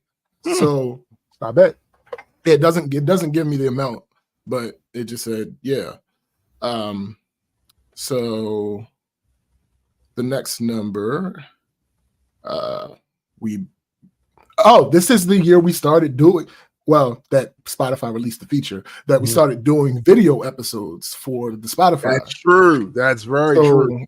Out of all of the videos, out of all of the episodes, 38 of them are video episodes. And total, I think we had total 43 episodes. The vast majority of them. But Discord. I think you are thinking about the live stream. This is for Spotify. We don't know who these people are. We have no clue who these people are. Shout out to y'all. Absolutely, 100%. Podcast plus 3% listeners, plus 21% followers. So that's decent increases. Yeah, so that's all the stats for the podcast, and there's so many freaking 7.8 thousand minutes created. Damn. Yeah, and so that's all of the analytics that I'm getting for the show, because there's so many fucking different podcast platforms and all that. There's no way that I'm going to be able. That's the other thing, because we actually talked about this before the show earlier this week. So YouTube also gave analytics if you're a musician that have music on, right? And they gave us a separate one as well. And it's funny because a lot of times when people share their Spotify stuff, typically these distribution companies, they send your shit to various different streaming services. But we only tend to focus on Spotify's numbers. And I was saying how what I want to do, I'm trying to do this week and going forward is try to get those numbers on iTunes, Idol, all of them other shits. Because once I saw the YouTube one, I was like, yo, we sitting here talking about being happy about the ones we get here, but there's a whole bunch of other numbers out there that we don't have immediate access to. Right. And I'm definitely gonna try to get those numbers because I'm just curious. Because they don't got their shit together. That's true too. They don't care enough about that part to make it a thing. So I also got my rep for my music. And boy was I surprised. So no, I'll do the rap first. I was going to do the, oh my god, all these fucking screenshots. If I didn't care about the truth so much, right? Whew. True. It's crazy. Spotify rap. Come on, damn it. I might have to actually go to it because this shit. That's ass. Oh, hold up. I know how to get to it. Go to WhatsApp and get it from there, right? Yeah, that's exactly what I'm about to do. Apparently not. Oh, damn. No, hold up. It's here somewhere. You might scroll up a bit a ways. Here we go. Okay. So I don't remember what it was last year. I don't remember actually. Couldn't have been much. Somewhere. I know I got it somewhere. Mine last year couldn't have been much because I didn't really do much with music last year. Not nowhere near compared to this year. So 13.2. They show you the increase though, don't they? They show you the increase. Well, I don't have the whole rap with me. I just have the summary joint. Gotcha. 13.2K streams. This is Spotify. 258 listeners, 596 hours listened, 37 countries. That's the Spotify. And then I have the YouTubes. Do your tips. YouTubes. That specifically gave me my on YouTube. My music has reached 12 countries, with India being having the most growth. No, it's some of the instruments you use. I'm telling you. I guess that's possible. I don't. India, the three with the most growth are India, the United States, and Brazil. Oh, yes, definitely the instruments. Okay, all right. I had my music on YouTube had 24,514 views, 8,965 minutes listened. Top song, which kind of tracks, is the first one I released this year was Power. I think that was the first one I released this year. That tracks. It had longer time to be up there and collect views and shit. Right. So all that was great. And it kind of is bittersweet because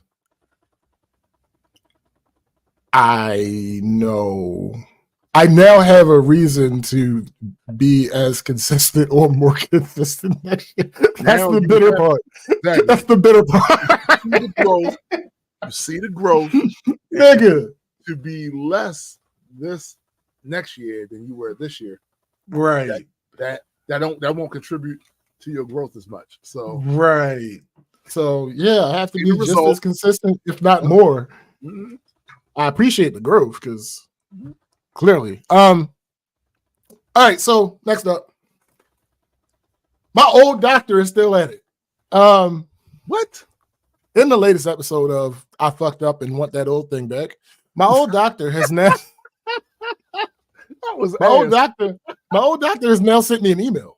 So the reason I left is because for the last at least 2 months that I was there, the communication was terrible.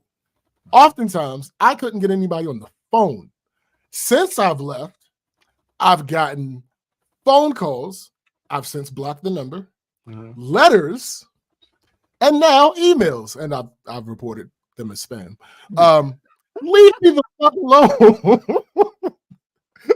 I want nothing to do with you. I understand you missed the money.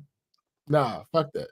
And that's what the system that they have over here, bro. The way they try to, all right, so you go there, they run tests. You're relatively fine. They find something, and then they offer you to a specialist. And whatever they find, it might be something very minuscule. And of course, the ideology is sound. It's a little thing now, but you want to get these things early just in case. So it sounds reasonable, but this is just a pipeline. This is your insurance. They're getting money from insurance. Here, spread that money down here to these people. That's what it is. Yeah, absolutely. All right, B. And I'm not. So far, I'm not having that problem with the new doctor. Like specifically, like they do all the tests in house. Right. So that on its own is so much better. That's true. For me, it's more convenient. But that was just that. Okay. Also, Justin EP is still streaming, available on Bandcamp. Power still out there. Yes. All that other stuff. They'll never get me down out there. Move Aside is out there. I am releasing the album on my birthday. I will not be talking to you guys until after the album is released. Right. I am going to have the album on the streaming sites, and I am planning on, I'm 98% done. I am planning on having a deluxe version of the album on my Bandcamp. Right. So, for those of you who are on my socials, you'll see it. But for those who don't, I'll be talking about that when we come back to remind y'all, let y'all know. Go ahead and check that out. Let me see. One thing for you guys before you continue on that, stay on the music thing a little bit. You need to understand that Spotify pays very little. Hey, shit. You could have 1 million fucking streams. That's probably like $3,000. So, and that's before they make the changes that they're making. Before they make the changes that they make, right? Now, Tidal pays a little bit more, but Tidal also isn't as popular, right? As Spotify. So it is what it is with that. Be that as it may, but for no matter what anybody tells you, a lot of Spotify is for exposure. And when you contrast it with how much money you can get from it versus the reach, because a lot of people are using Spotify, right? So that is still a good thing that 1 million motherfuckers can stream your shit. It's still good. Absolutely. But as far as the payout, matter of fact, let me do this. Let me see. Last year. So I have, let's see, that's 24K, and the Spotify is 13K. So we're gonna round up, right? Round up. Right. We always round up. We're gonna say 50,000, right? Yes. 50,000 streams. This is what 50,000 streams for your music will get you on the various streaming platforms. Mm-hmm. On Spotify, 50,000 streams will get you $200. Yeah. On Apple Music, it's $250. On Tidal, like Tim said, it's more, but it's not as popular. On Tidal, it's $600. Mm-hmm. On Deezer, it's $235. On Amazon Music, it's $250. On Pandora, it's $70. Shit. Pandora is eating niggas up a lot. On YouTube, it's $87.50. On SoundCloud, it's $65. So, anybody that wants to support us or any of your other artists, the best way to do that is likely going to be their Bandcamp. That's a fact. That's a fact. I can honestly tell you, I have definitely done really well off of Bandcamp over the years. Yeah. The only good thing about the streaming service is that you get a couple of dollars here and there. Just pops up all of a sudden your shit. Oh, my royalty came out. Oh, that's nice. Mm-hmm. Yeah, bro, it's not as lucrative as motherfuckers is acting like they're pretending that it is. It's not, and we gonna always say the truth here. It's not. Right. It's not. That's why when you see artists doing other business ventures and stuff, that's why. That's why. Yeah. Thanks. Like if you had 1,000 streams on a song on Spotify, I'm sorry, 1 million on Spotify for a song, that would get you $4,000. Yeah. Yeah. Right. And mind you, that's not 4,000. That's not 4,000 at a time. That's like we're talking about you get 1 million streams over that year. Right. So by the time the payouts come out, you got about 4,000. And listen, artists that are super popular, that do them type of streams and they sleep, we ain't talking about that. No. We talking about your indies, I guess. Right? I made a lot more money before the streaming services was the bulk of that shit from selling my CDs at the time and downloads on Bandcamp. I did. Right. Did. I mean, it's a whole thing. Mm-hmm. In order. Oh, hold on. No, that's not right. And I'm pretty sure every calculator gives you a different thing because they're based on a different time period or whatever. This is just a roundabout example. But in order for me to replace just the salary that I make from my 9 to 5, I would have to get, let me see, 14,100,000 streams on Spotify. No, I'm sorry. Wait, that's wrong. Oh shit, I'm looking at the wrong one. Hold up. Damn. God damn. I would have to get 16,400,000 streams on Spotify. So again, that's in a year, right? Yeah, in a year. See, again, it goes to show you, like, a lot of the artists like us would do shit because we love to do it. Thanks. It's not that it's paying for a whole lot as far as the lifestyle, unless you are a big artist. Right. They get a lot of, because that means you got shows, so you're gonna get paid a certain amount of shows, and I'm sure other financial opportunities pop in once you're a name, sponsorships, things of that nature. But they really have sucked the money, at least from the artists, out of the music industry. They really had. They really had. That's why if there's indie people that you fuck with, like when you see them doing other business things, and that's only if you're interested in what they're doing. Of course, that's always should come first if you're interested in that. But you definitely should support their other shit. Oh shit! Hold up, wait. It's even worse. This one, yo. This is the last one, I promise, because I found a more up to date one. I found a more up to date streaming calculator. Okay. So in order for me to, this still doesn't quite replace my salary, but in order for me to effectively replace my salary, I would have to get 19,117,647 streams on Spotify, 9 million, like 9.6. That's not true, Discord. That's not true. See, and hold on, wait. Here's the thing. That is why the reason that I said that on the show is because I didn't tell y'all what calculator I was using. Right. And I told you every calculator has a different algorithm. So I would have to get 19.1 million on Spotify, 9.6 on Apple, 15.2 on Amazon, 8.8 on YouTube Music, 11.5 on Deezer, 48.8 million on Pandora. That's crazy. 7.4 on Tidal, 3.8 on Napster. None of this shit is gonna happen.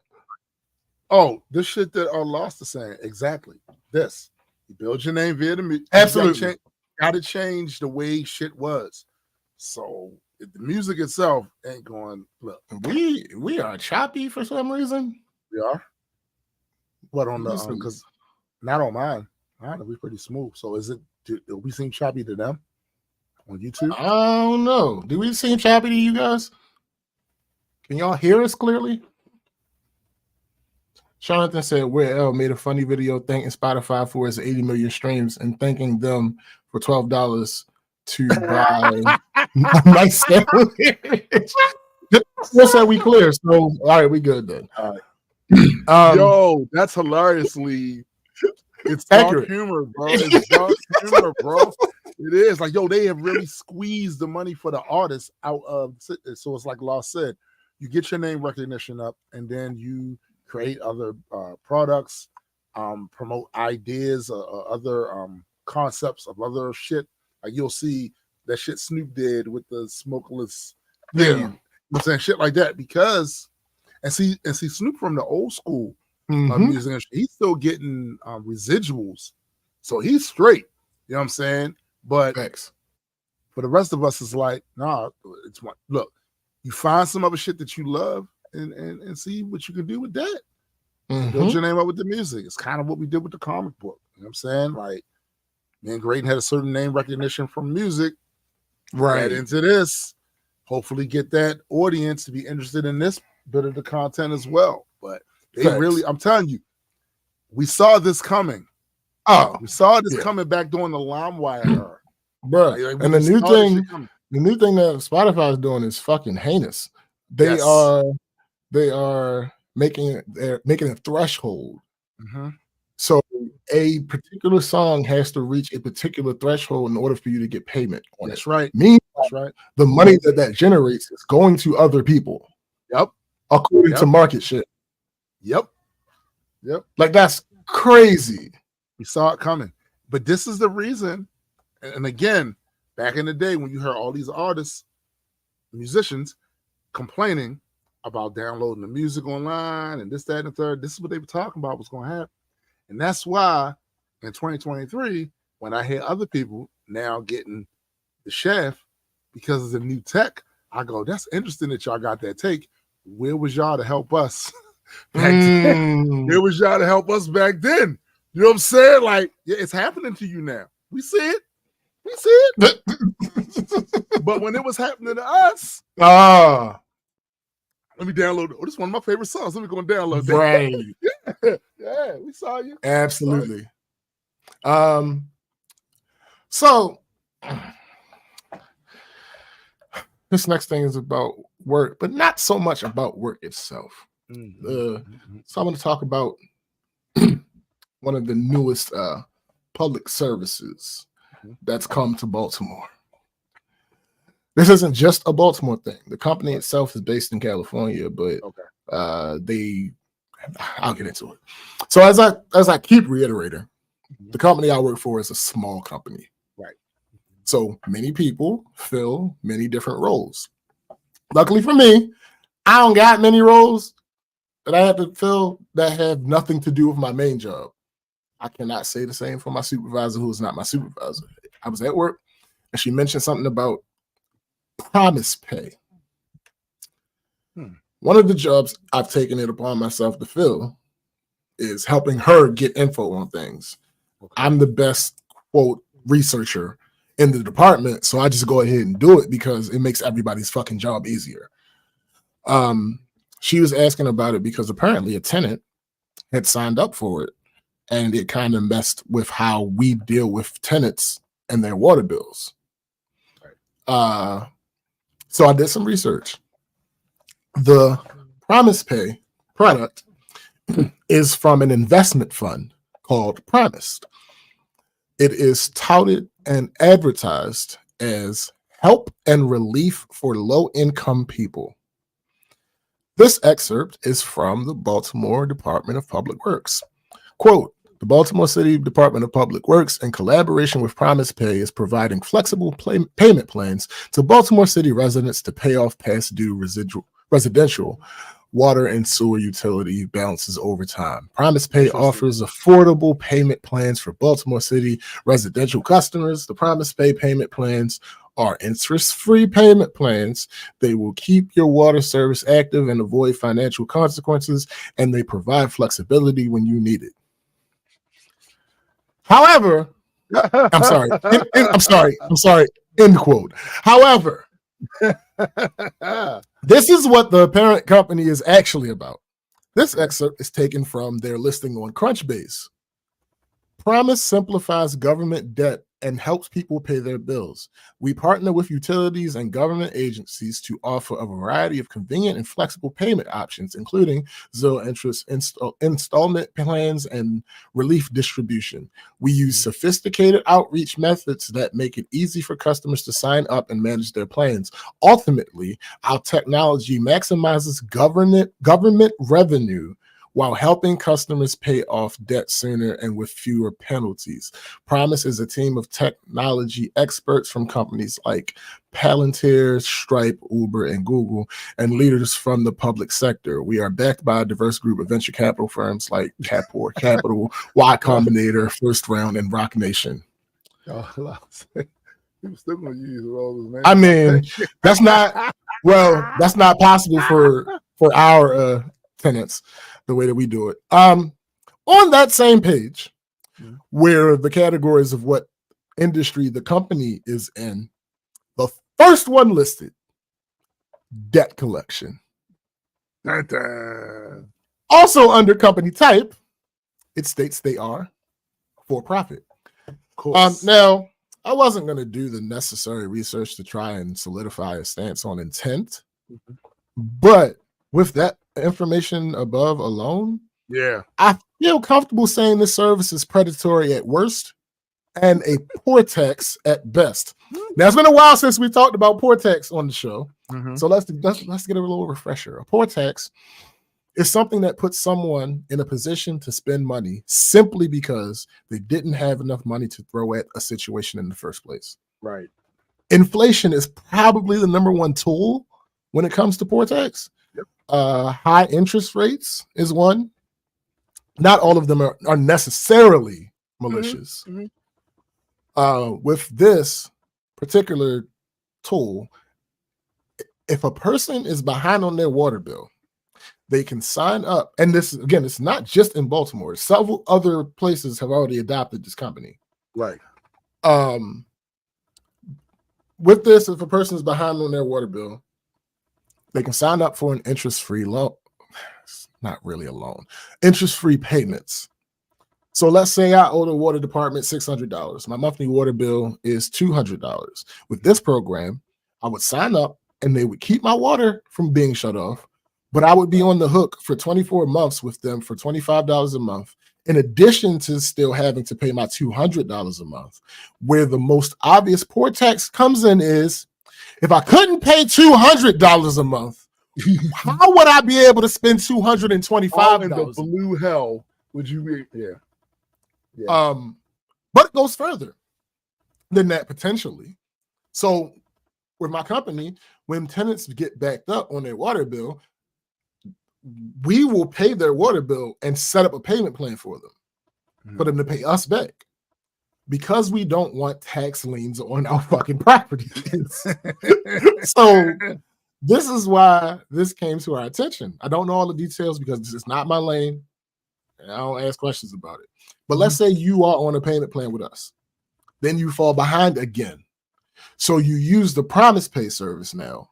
Now you have two payment plans and still are responsible monthly for the bill that caused you to have these plans in the first place. What's next? Maybe you take out a loan. Well, now, instead of just owing that $200 monthly, you owe at the minimum 3 different entities money for the one service that you couldn't afford in the first place. Right. The other thing about poor taxes is they don't just cost you money for not having money. They also lower, sometimes drastically, your margin for error. It is, it's a whole thing. It's a whole thing. And I feel bad because this course of the idea is that you break down and do prostitution / stripping. I feel bad for these people, man. I feel bad. Don't get me wrong. It's possible to do this and make it out. Yeah, 100%. Absolutely, it's possible. That's a good question, Lois. I had that question and I asked somebody and they gave me an answer, but I don't remember it because I didn't think it was a good reason. So I too have that same type of question. Like, why do I have to give you all this identifying probably fraud? Yes. Okay, wait. Fraud is the reason, because if I give you so one of the reasons fraud pops up in that scenario is it could be a fake check, and if the check bounces, that's going to be an issue. Yep. Another reason is, now that one I know is the case. One I think is the case that has to do with fraud is, you know how I say the more monkeys, the less choices you should give them? Right. It's kind of similar in concept to that. I think the issue is the more people involved, the more likely it is that one of them is frauding. So if I have a bill that I'm paying, and in order to pay that bill, one of the ways that I could pay that bill is by frauding someone, by stealing somebody's identity, by whatever the case may be. Right. When you add another person to the equation, it could be a thing where I am above fraud, but Tim, who is my dear friend and willing to help me at all costs, might not be above fraud. But that's just a theory. That was just a theory. But the other one is absolutely true. If a fake check happens or any of these other types of things, your shit is fucked. Yeah.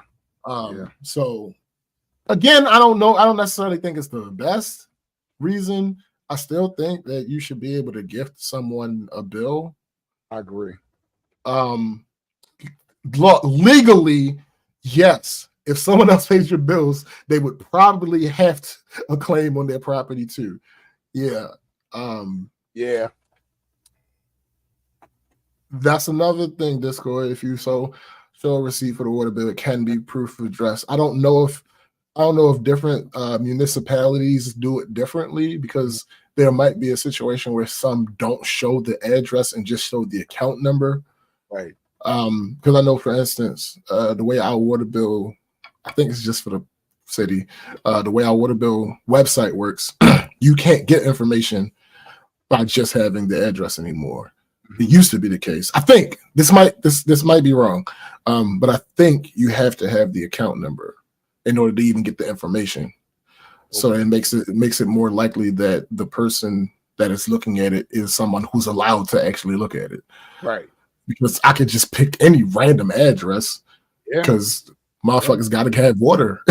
So I can just pick any random address. So I ideally, you would be able to contribute to somebody else's bills without any problem.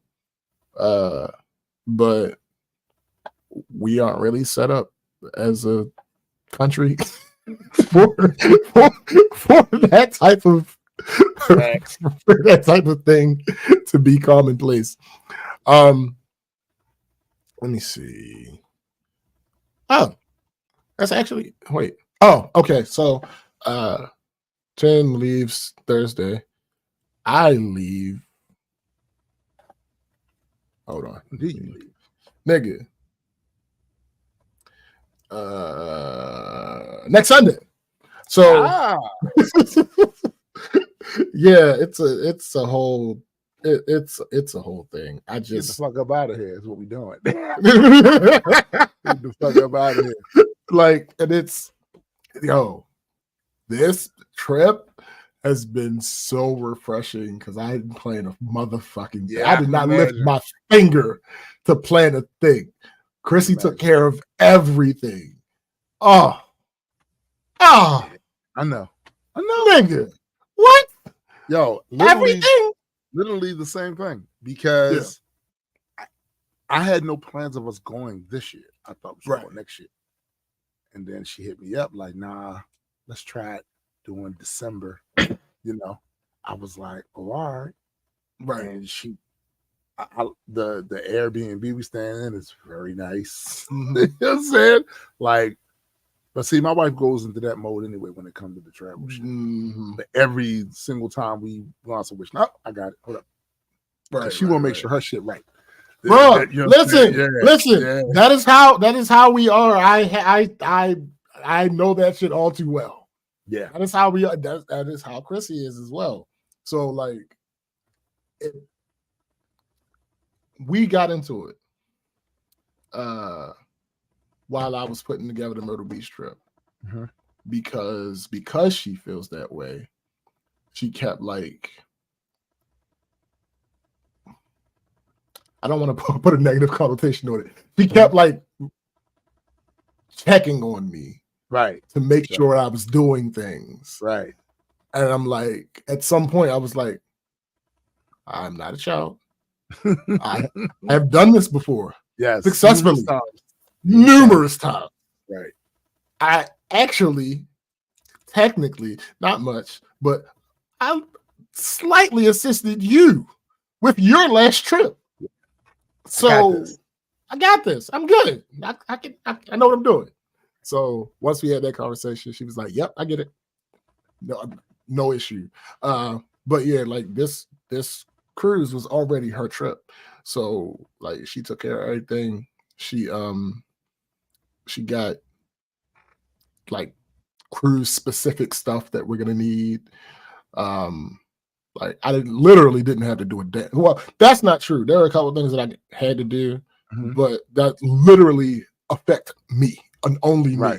Like I didn't have to do anything for anybody else, including Chrissy, as far as this cruise is concerned. So I can get used Yeah, I know you did. I ain't gonna hold you. I ain't gonna hold you. I love my peoples.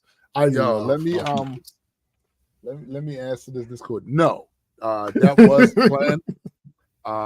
And I'm going back again next year.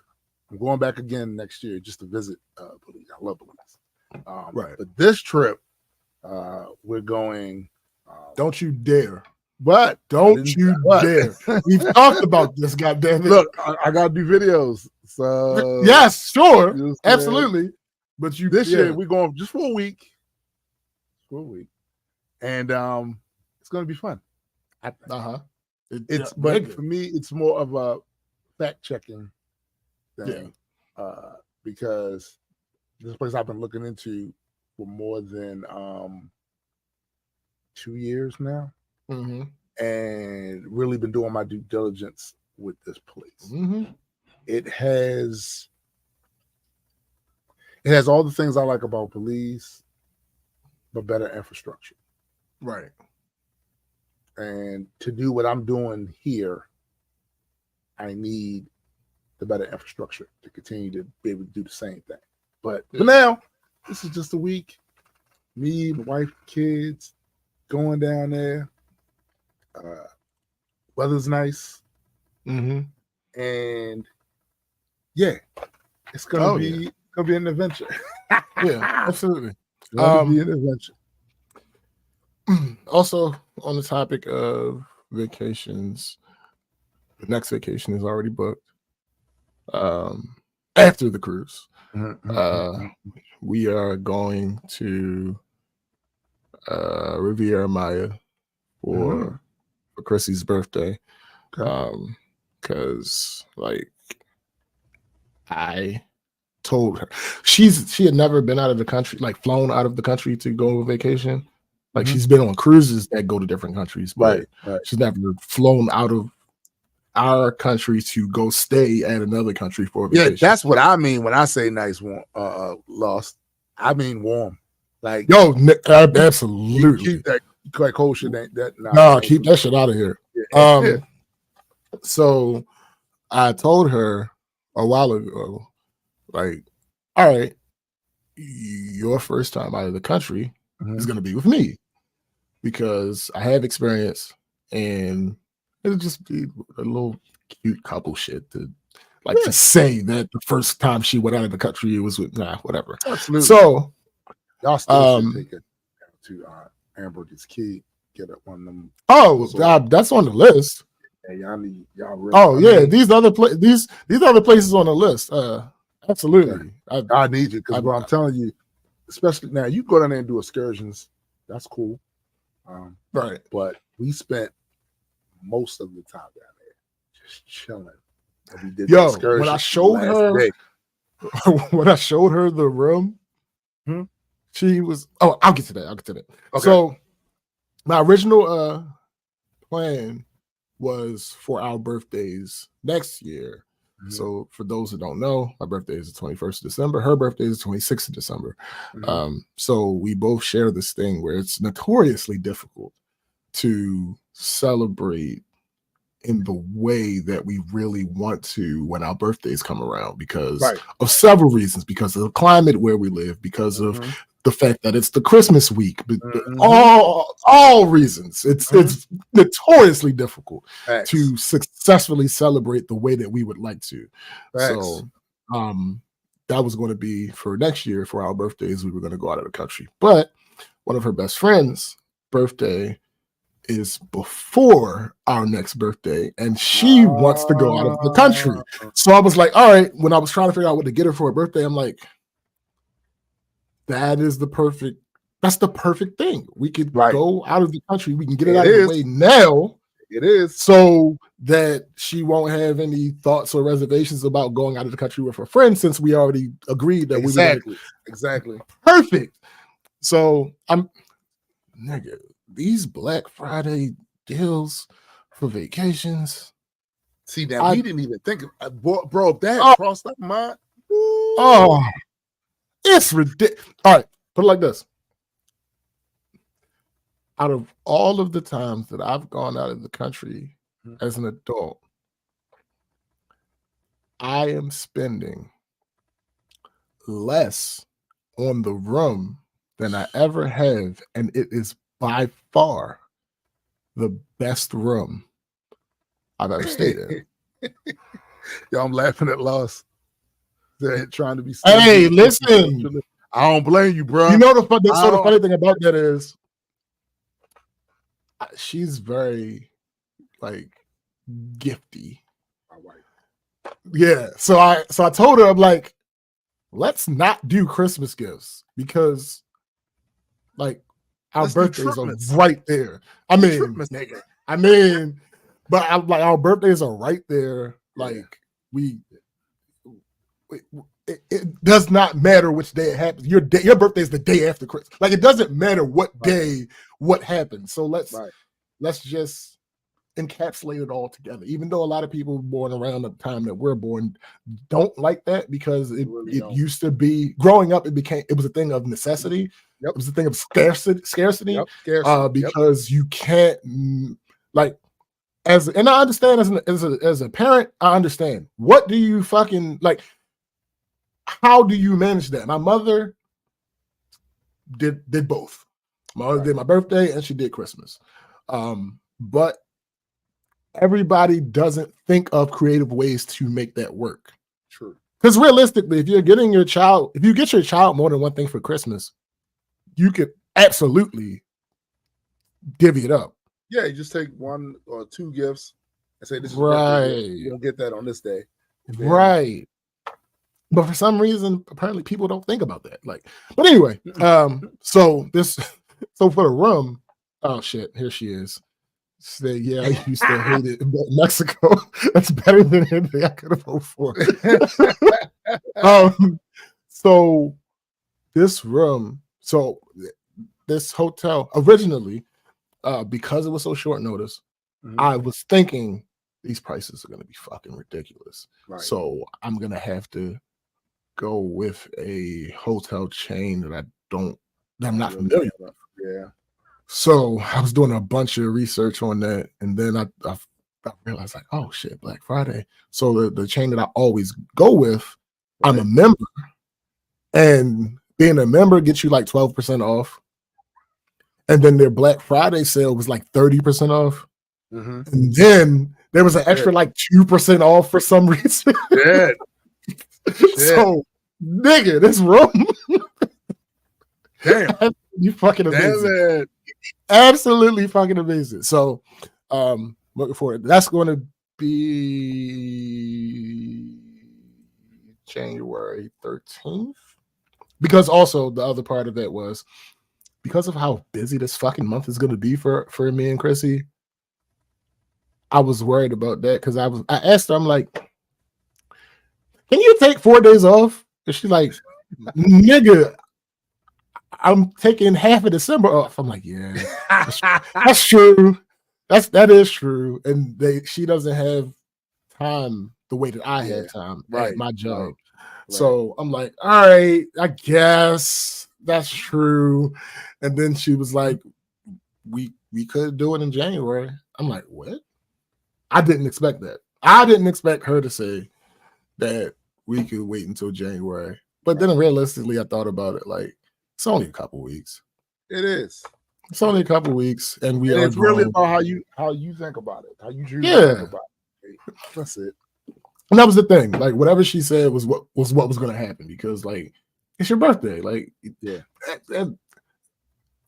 you've even come from the standpoint of it's just another day to like, oh no, this is a special day that should be celebrated. Yeah, that's all. Yeah, absolutely. So when she said that, I was like, because at first I was thinking like, I know she said she wanted to take me to New Orleans. Excuse me, that's Nowlands. Whatever, nigga. And there was a couple other places, and I was like, all right, maybe we could work this in December somewhere. But when she said January, I was like, oh, okay, Mexico. There you go. It is. So, we y'all going to Cancun? No, Riviera Maya. Oh, that's right. You did say that. I So far, I think I've stayed at Playa del Carmen, Cancun. I think just those two. Okay. Just those two. So this time it'll be Riviera Maya. And if I go back to Mexico, I'm probably gonna aim for like Tulum. Oh, nigga. So the first place that I looked for once I decided Mexico was going to be the place, the first place that I saw, the name of the buffet was Cool Nah. They call him. I was like, yo, I have to pick this place. I have to pick this place. I didn't because no, the reason, sadly, apparently they aren't MCU fans. This was at the lower star resorts. Oh yeah. I realized that. I was like, damn. No. Yeah, we're not doing that just for a sight gag. Right. We're not doing that. Oh, fuck that. But I was, when I saw that shit, I was like, yo, that's crazy. And I thought about it. Yeah, Mayans and all that other. Yeah, okay. Yeah. All right. All right. Let's get into like two Am I the Assholes? Y'all know what time it is. Last Am I the Asshole segment 2023. And I'm trying to find one where the people were overwhelmingly saying the person's an asshole, but today apparently people were being good. All the ones I'm coming through. So basically, here we go. Never mind. Found one.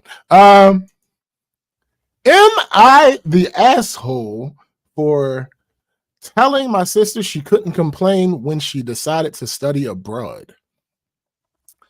Well, 25. I don't appreciate. I hate you. I hate you so much. I hate you so much. I hate you so much. I knew it. I knew that's where you were going. Shut up.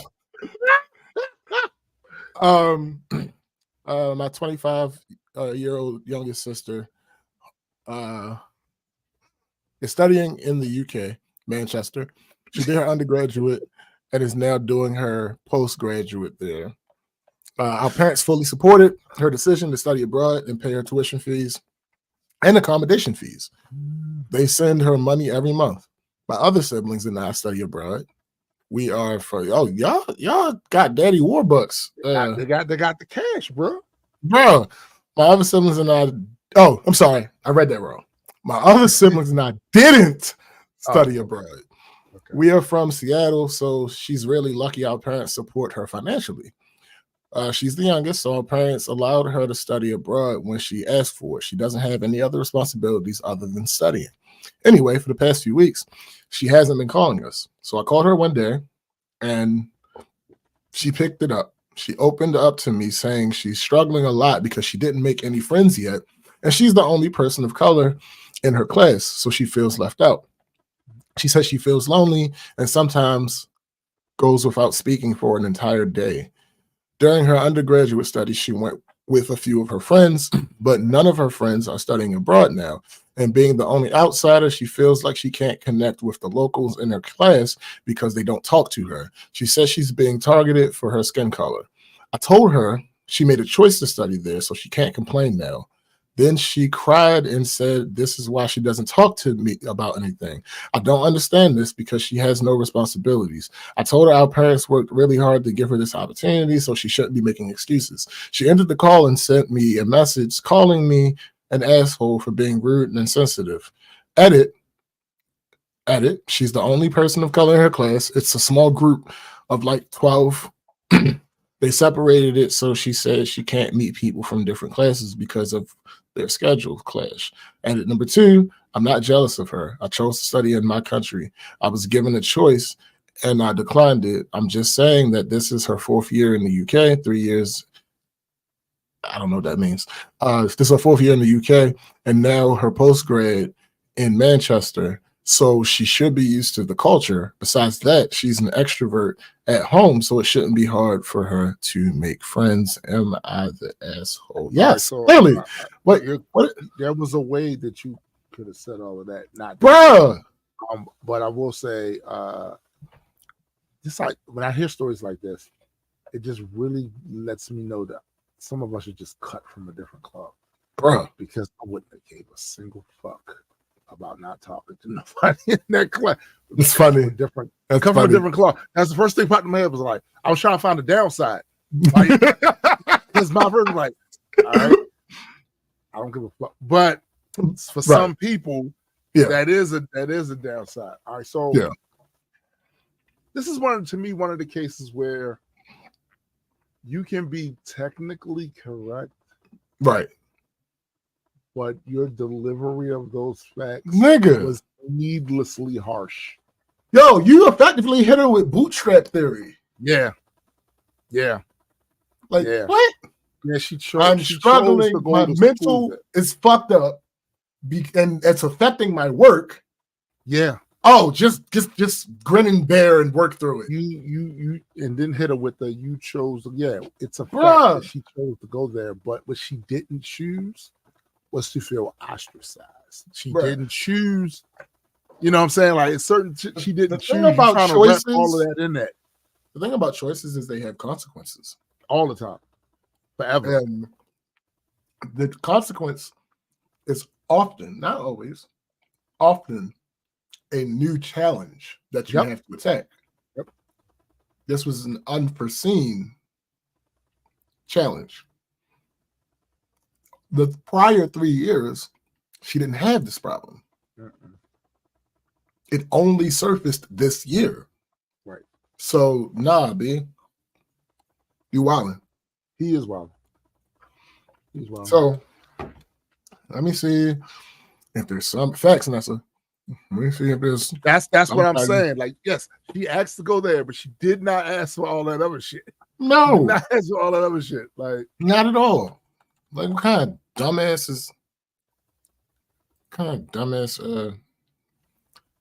rationale is that? Like, so let me see. Is there anybody who says this person is not the asshole? I noticed he didn't bother to bring up what his ethnic group actually was. He just said person of color. So that's interesting.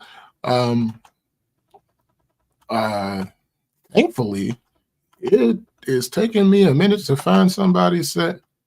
Okay. Oh, I found it. I'm going with not the. I'm going with not the asshole here. Sometimes people need to be smacked in the face with harsh realities. How many hundreds of millions of people have moved to a new country alone where they don't even speak the native language, have nowhere to live, and have to find a job to survive? She's complaining because she voluntarily went to a country where she's a slight outcast to study abroad and everything is paid for her. Like, girl, just fucking walk up to somebody and talk to them. Yo. Wow. Wow. Listen,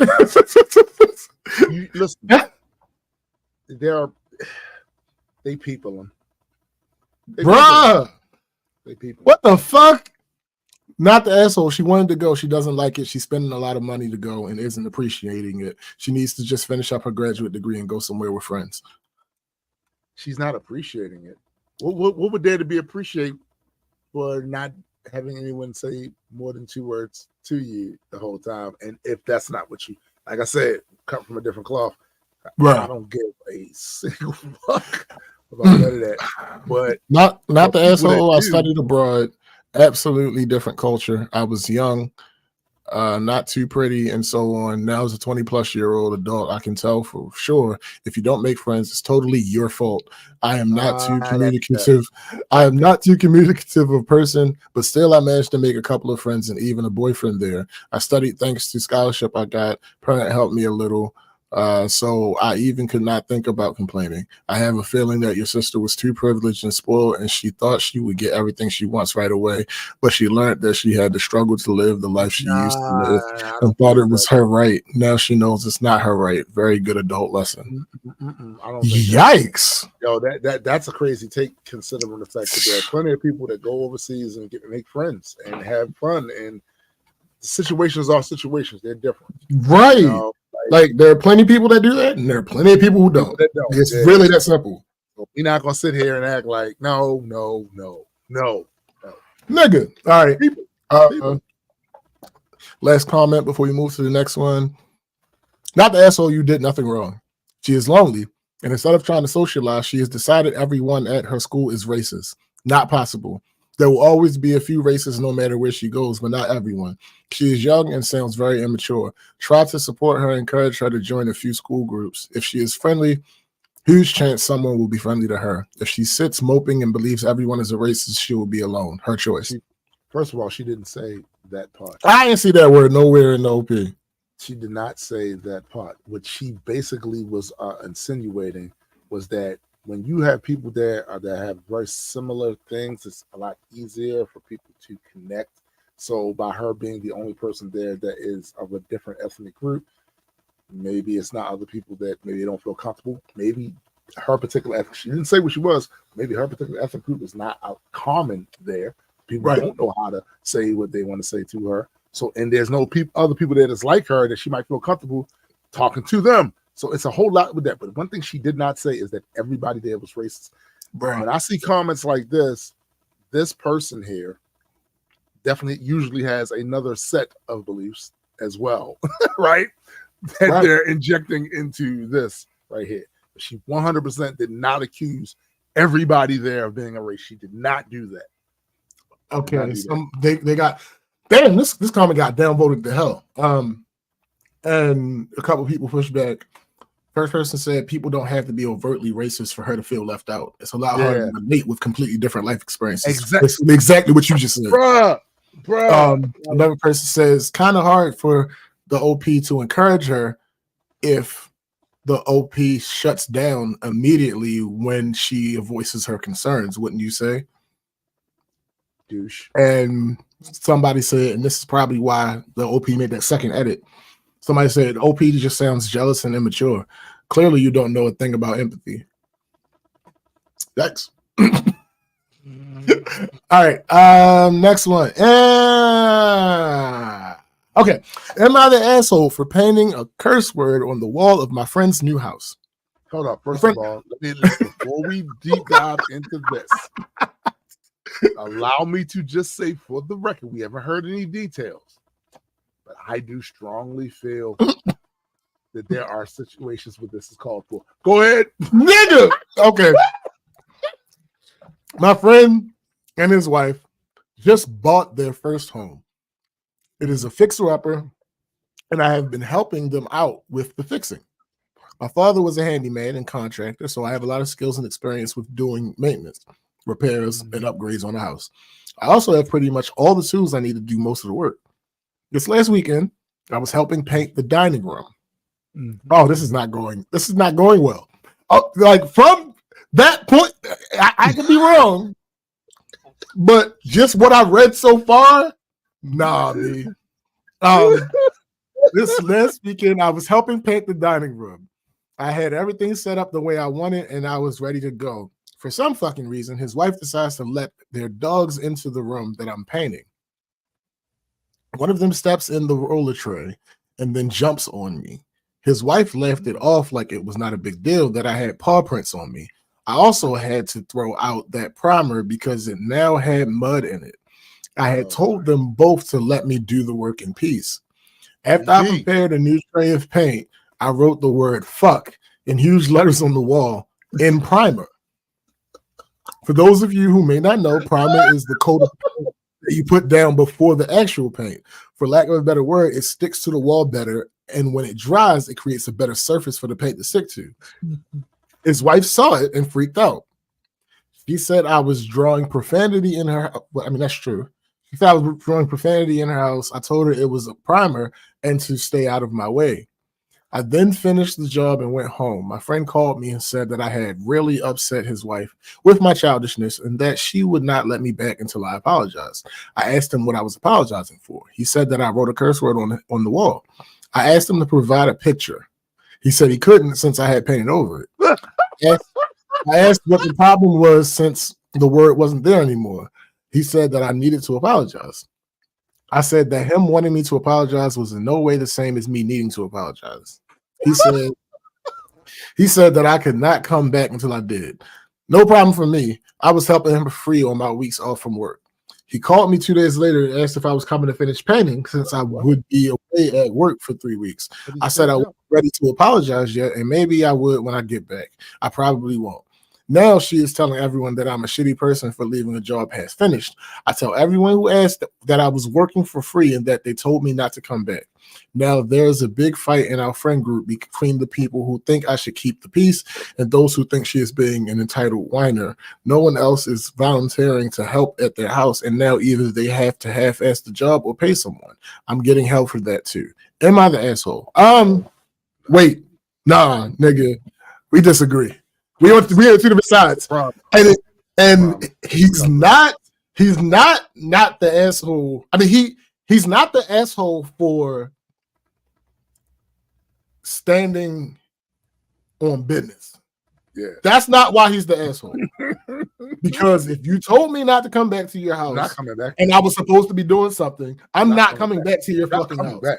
Right? He's not an asshole for that part. He just seems, based on what I read, to me, he seems like a Chad. He seems like one of those dude bros that's super like arrogant because you need their help. Like he could very well be that. I'll grant you that. I'm just simply saying, dog jumped all on his shit. It was giggle time. He puts fuck in primer on there. Right. He paints over it. No harm, no foul. She walked in and seen it. Right. So she's feel away, but it's not like fuck is just there forever. No. So I'm just saying. I mean, hold up. You say forever. Shit. Even if it was, you could just paint over it. Yeah, that's facts. You painted a curse word in my house. They're friends. I'm sure he's done more than he's audio. He's painted it through audio in their house, calling each other names and watching football games and shit like that. This fucker, this, that. Get over it. I'm not apologizing for shit. Apologize for the giggle fest that happened when the dog put the shit all over my. Apologize for that. Nobody apologized for that, right? I didn't even ask for one, right? Right. But now because he cursed in my house. Right. Listen. If I'm answering the actual question that was asked, I'm going to say not the asshole. Right. But this person is clearly an asshole. No, listen, in general in life, he say he does come That's what I'm saying. You know what I'm saying. If I'm answering the question, no. If I'm answering the question, no, not the asshole. But there was a couple lines in here that I'm like, yo, let me see. After I prepared, last weekend I was helping paint the dining room. I had everything set up the way I wanted, and I was ready to go. For some fucking reason, his wife decides to let their dogs in the room I'm painting. One of them steps on the roller tray and then jumps on me. It was his wife left it off. She need to have an "am I an asshole" thing about. I let the dog. Facts. You know what I'm saying? His wife laughed it off like I was not a big deal. I had paw prints on me. I also had to throw out that problem because now I had money in it. I had told them both to let me work in peace. Who the fuck are you? Listen, you're doing me a favor, absolutely. But if the favor comes with a shit sandwich, hold up. Well, that's true. But let's examine the shit sandwich. Yeah, yo, I'm taking a day off, coming in here, or my day off, I'm coming in here to do this. All I ask from y'all. Don't disturb me. No. See, that's different. Wait. See, because this is the only context we have, I have to be semantical. Right. There's a difference between I told them and I asked them. I have to be semantical because this is the only context we have. Sure. And then it was another one. For those who may not know, primer, blah, blah, blah, blah. His wife saw it and freaked out. She said I was drunk for fanning your house. I told her it was primer. And to stay out of my way. Right. No, you don't say that. Yeah, you're not saying that to my wife. That's true. I agree. In my house. I agree. No, it's primer and stay out of my way, woman. Nah, you're not getting. What do you think? That's not happening. That's not happening. I'm surprised. If you Optimus Prime getting punched in his mouth. I'm surprised he didn't. Right. Yeah. So, was there one more? I finished his job, went home. My friend called me and said I had really upset. Childishness. Asked him what I was apologizing for. He said that I wrote a curse word as well. I asked him to provide a picture. Provide a fucking picture. You just being a douche right there. Yo, listen. Like the rest of that conversation, I was fine with. Provide a picture. But here's the thing, though, right? You know I can't fucking provide a picture. Yeah, exactly. But here's the thing, right? Now, what Law says is, when it say he's an ass, the poor husband has to please his wife and try to keep that part. That's relevant. You're being obtuse. You're being obtuse. You also, know what the fuck this is. Also, what Biddy said, if it happened to me and I walked in to see it, I'd be mad first and laugh afterwards, since it's something the young me would have done right. If I was her, I wouldn't have been upset. Hey, yo, this good. It's funny as fuck. Optimus Primer.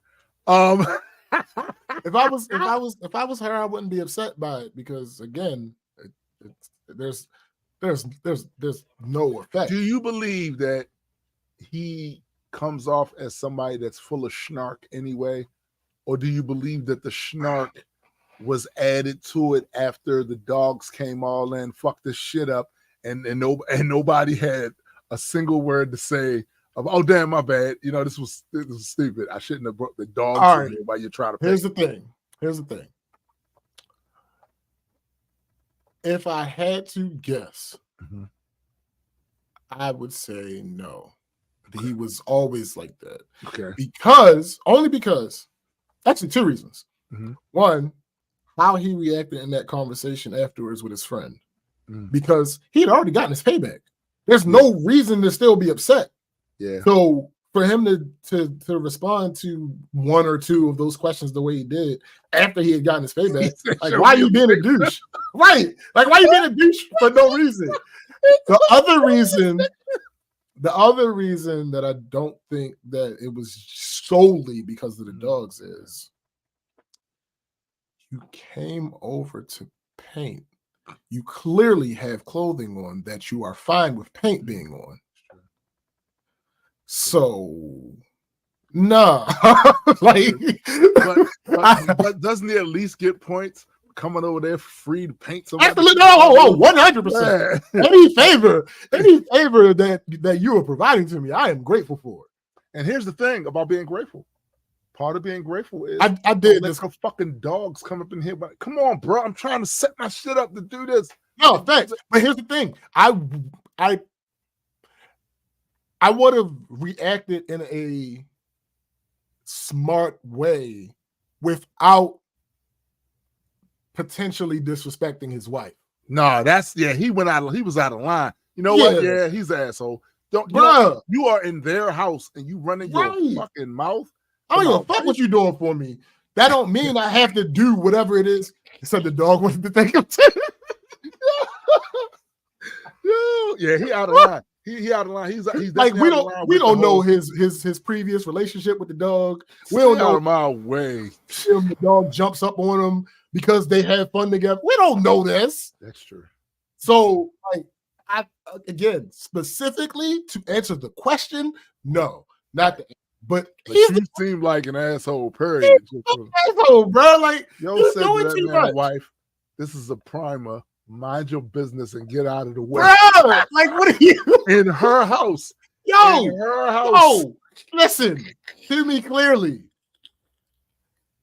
If that happened and I was his friend, the pause that he was complaining about wouldn't have been from the dog. That's all I'm saying. Pause, boy. The pause that he was complaining about wouldn't have been from the dog. Oh my god! That's what I'm saying. Now I want to know how close friend-wise is he with?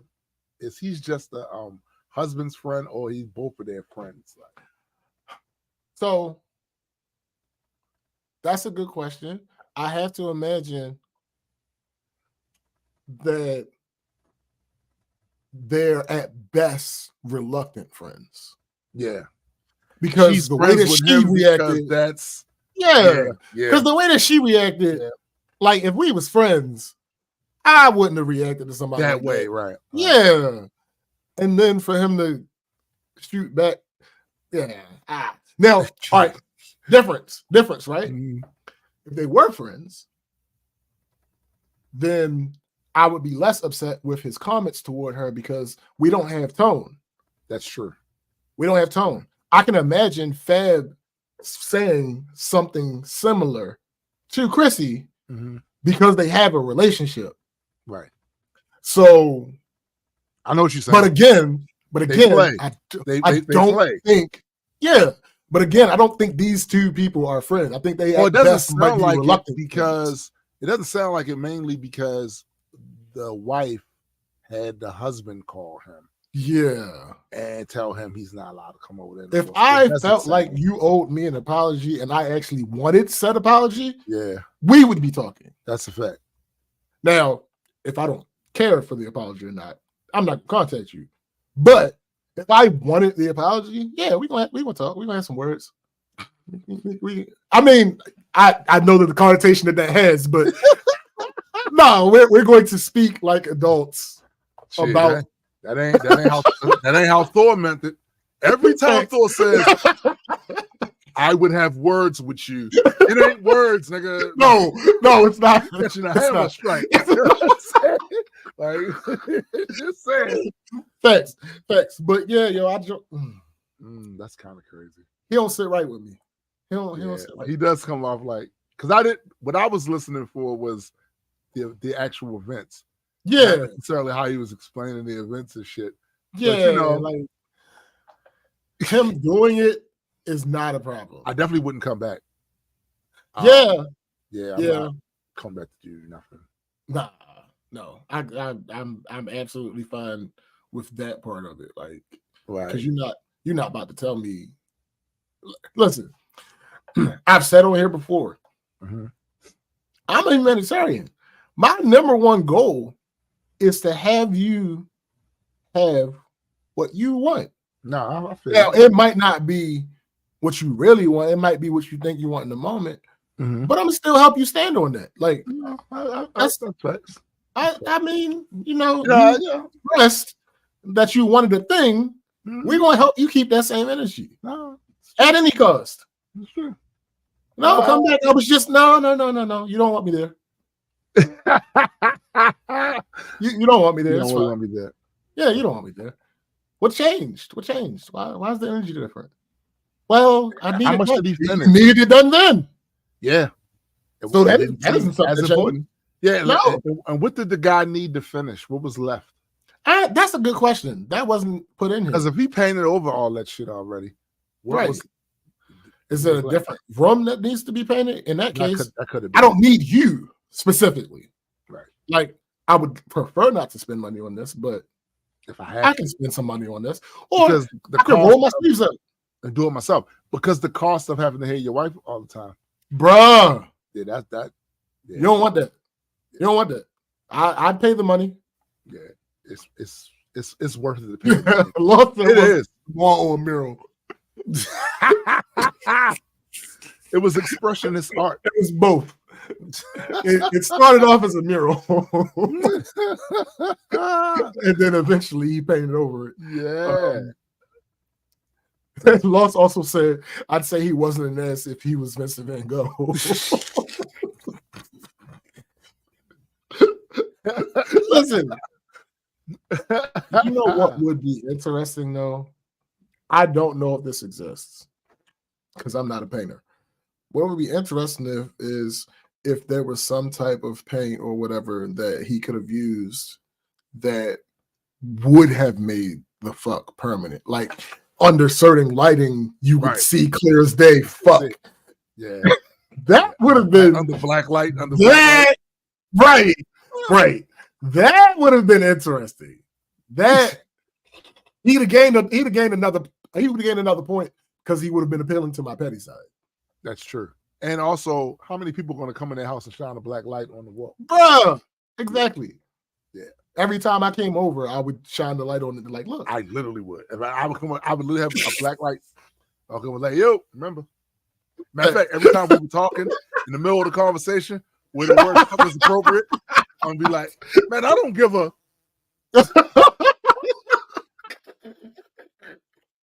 nigga. Yo. All right. I guess I'll do this last one. for the fuck over Matt. Damn. Okay. I mean, you already know this, Christy. Christy, you know this. Am I an asshole for wanting to tell my sister-in-law I don't want to watch her kid anymore? Okay. Not right. Not just from I'm that. 20. Nah, I'm 28, and my fiance Mel is 28, and together we have an almost 2-year-old. When my sister-in-law, 32, had her child, I offered to watch her child while she got back into work because I understand it's hard leaving your small baby in daycare. This was never intended to be long-term, but a nice gesture for myself as I don't charge her. However, I am now pregnant again with my second child. I am 3 months pregnant and struggling with emotions and morning sickness. I can barely be present for my 2-year-old, nonetheless watch my child and along with her almost 1-year-old. Her child cries a lot due to teething, and I'm not sure how to soothe her as she doesn't nap well and is a generally fussy baby compared to my child. I'm at my wit's end, and I have cried to my fiance multiple times about how emotionally draining it is to watch both. I mentioned to my sister-in-law that they need to find childcare as well as my fiance, and he said that my sister-in-law asked to bear with them while they find a place, but mentioned she thinks she may have found a place. That was a month ago. So now I'm growing impatient and annoyed as I feel as though I'm struggling mentally and nobody seems to care, even though I have made it apparent and how much of a burden it is for me. If that was my child, I would have found a place within a week or two. However, I'm at a loss of how to bring it up again without appearing rude. And my fiance says to be patient as he is sure it's almost done. But I argue how he would know that when there seems to be no end date in sight. Right. If I bring it up again, am I the asshole? Should I wait another month? Help. Oh, no. Fuck that. And for the record, you're not the asshole now. No. And also, I don't know how old her kids are, but I got to tell you, man, I remember being a kid, being watched by a pregnant aunt. You're doing the kid a favor. Right. My aunt, and she wound up, of course, this is my favorite aunt. Favorite aunt. She passed away a few years ago, but she was mean. She was mean. I remember being there going, yikes. Like this ain't, when mama coming? Like, so you're doing a favor for the kid, now that the kid around that. Also, you have the 100% the right to say, I don't want to watch the kid anymore. Right. You have 100% the right to say, I don't want to watch the kid anymore. You are not the asshole. Yeah. And definitely not wait a whole nother month.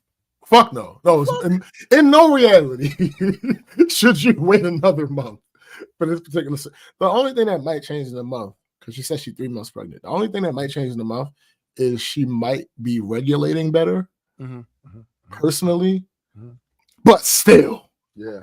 Nah, she ain't no asshole. No. And here's the thing. Because I like focusing on the minutia of these things, because that's what I do. You might want to think twice about that wedding. Yeah. Because what people sometimes fail to realize is that when you get into a serious relationship with someone, your allegiance is supposed to go to them. Yeah. This isn't to say that you're supposed to get rid of everybody else. No, not at all. But if I'm expressing to you that I have an issue and someone else who is close to you is the cause of this issue, yeah, buddy, I do not want to hear, oh, they'll take care of it. They're working on it. Agreed. No. Agreed. I want to hear, okay, I'll have a talk with them. Listen, if my wife don't like it, something gotta happen. Facts. Something gotta happen. That's point blank. Yeah. Point blank. Yeah, I don't care what other motherfuckers think. Right. If she wasn't feeling that shit, something gotta happen. Yeah. Absolutely. Like, what are you? What the fuck do you mean? She working on it? Like, nah, it's been a month. It's over. A month ago, you told me that she was working on getting a place, and she's close to having a place. That was a month ago.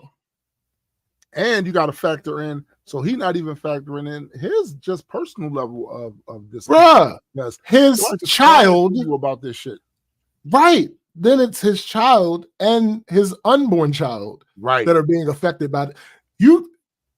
That baby is still inside of her. What happens to her still affects that baby. Yep. Like, what are we? And you want your wife in a good mental space, bruh, during that pregnancy as much as possible. As much as you can. Telling you that this shit is draining her, bruh. That's it. It's over. It's over. Yeah, it's over. I gotta find somebody else. I'm sorry, you can't. You can't say that to me. Right. You cannot say. Right. Oh, no. Now, are there circumstances that could possibly go under that umbrella? Sure. Yeah. I'm sure they exist. Somewhere. Yeah, I'm sure this is not one of them. No, not at all. And it's blatantly obvious too. It's not like it's something that this is obvious. The moment she says that, look, she done gave you all the reasons. I'm pregnant. I'm emotionally drained. Blah blah blah. I gotta take care of my kid. This kid inside me, and then her kid is too much. I can't do it. Say less. She really could have stopped at the first sentence. Say less. Right. Say less. Like take the 2-year-old and the 1-year-old and do some type of package deal at somebody daycare and split the cost between the fiance and the sister. I don't give a fuck what y'all gotta do. Something needs to happen. Right. Something needs to happen. This is ridiculous. Exactly. This good. Easy ass. Law said gotta cut off, preserve life, and reduce stress. That's it. I can't argue with that. Like, this is why it's fucking tangents. This is one of the reasons, like, it just reminds me of why I'm so hard on my friends for self-inflicted stress. Because there's already going to be enough shit in your life that you can't control. Yeah, buddy. She pregnant. Barring unspeakable things that we're not even going to mention, she got to deal with that until it's over. Right. There's nothing she can do about that part. Right. So the external things that can physically be fixed need to fucking be fixed. They need to be fixed. Because listen, pregnant wives, that's something you got to deal with. Nigga. A pregnant fiance can become a bitter baby mama. Yeah, oh boy. Yeah. You don't want that. You got two of them. That's something you got to deal with, bro. Bro. And again, the hormonal part for some make them grumpy at certain points during pregnancy anyway. You are literally making your life way more difficult, sir. That's the part that I don't understand. Yeah, you are making your life more difficult. Fuck that. Bruh. Like, this couldn't be one of my friends and said that shit to me. I'd have been in his ass. What do you mean by that? In his ass with both feet. Right. Like, what are you talking about? Like, I don't understand. You goofy. What are you, right. What are you talking about? Why is this even a question? What do you get rid of the damn kid? Yeah. Imagine one of your friends coming and telling you that shit. He wouldn't even got it all out. I'm like, so it's over then, right? Right. That's my so it's over then, right? So she found daycare. Right, because that should be the end of the question. Fuck you mean we no? Talking about? Right. Oh, she can't really afford. You can't really afford. You can't really afford for this situation to continue going the way that it is. Here's the thing. Can you afford child support? Because when she leaves your ass for being unattentive to her needs, you afford that child support every month. You better do what you need to do. It is. All right, let me see if I find somebody that says she's the asshole. I think it'll be harder for this one. We'll see. People be humans. So right. Come on. Like this. I will probably in the new year start going back to some of the ones that are a little less cut and dry because I only really do the cut and dry ones just so I can find who's dissenting. Right. Because the vast majority of the time, I think a good 9 times out of 10, the cut and dry ones we've agreed with the majority of the people. Yeah. So let me see. You're the asshole.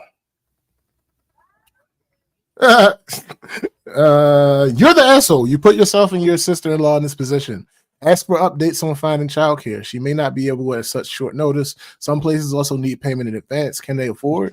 If they haven't found anywhere, you can look yourself. You will ruin your relationship with your fiance's whole family if you leave his sister without childcare you offer and could potentially lose her job. He's trolling. He's being purposely contrarian. He's trolling. I don't believe you. You're the asshole. You need to give her a reasonable timeline, not vaguely tell her to find something. A month, nigga.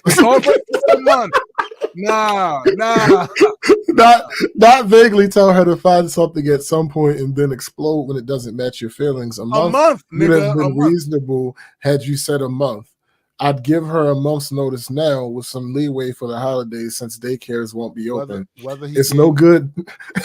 That makes whether she gave her a specific date up front matters not because she still went a month. Yo, Diddy, not listening to your pregnant wife is not taking care of his developing child. Absolutely. Yo, you're the asshole for not having a spine. Huh. This is an interesting take on this. I don't agree with the you're the asshole part, but you're the asshole for not having a spine. Just grow up and refuse to take care of the baby anymore. Also, your fiance is the asshole. That's facts. Is the asshole for ignoring this shit. Your sister-in-law is the asshole, and there's no doubt in that. All right, except for calling her the asshole. Yeah, I agree with that comment, but I agree with this. Yeah. That's all of them. Huh? Wait. Oh no, it's not. Shit. You're the asshole not because you don't want to watch her kid. That's perfectly fine. Your expectations are though. It doesn't sound like you initially gave her a time frame for how long you want to watch your kid. Gone. It can take months to find the care. It's not as easy as walking into the closest one. Most have long wait lists, plus finding one that works with your hours. Here's the thing that a lot of these have in common.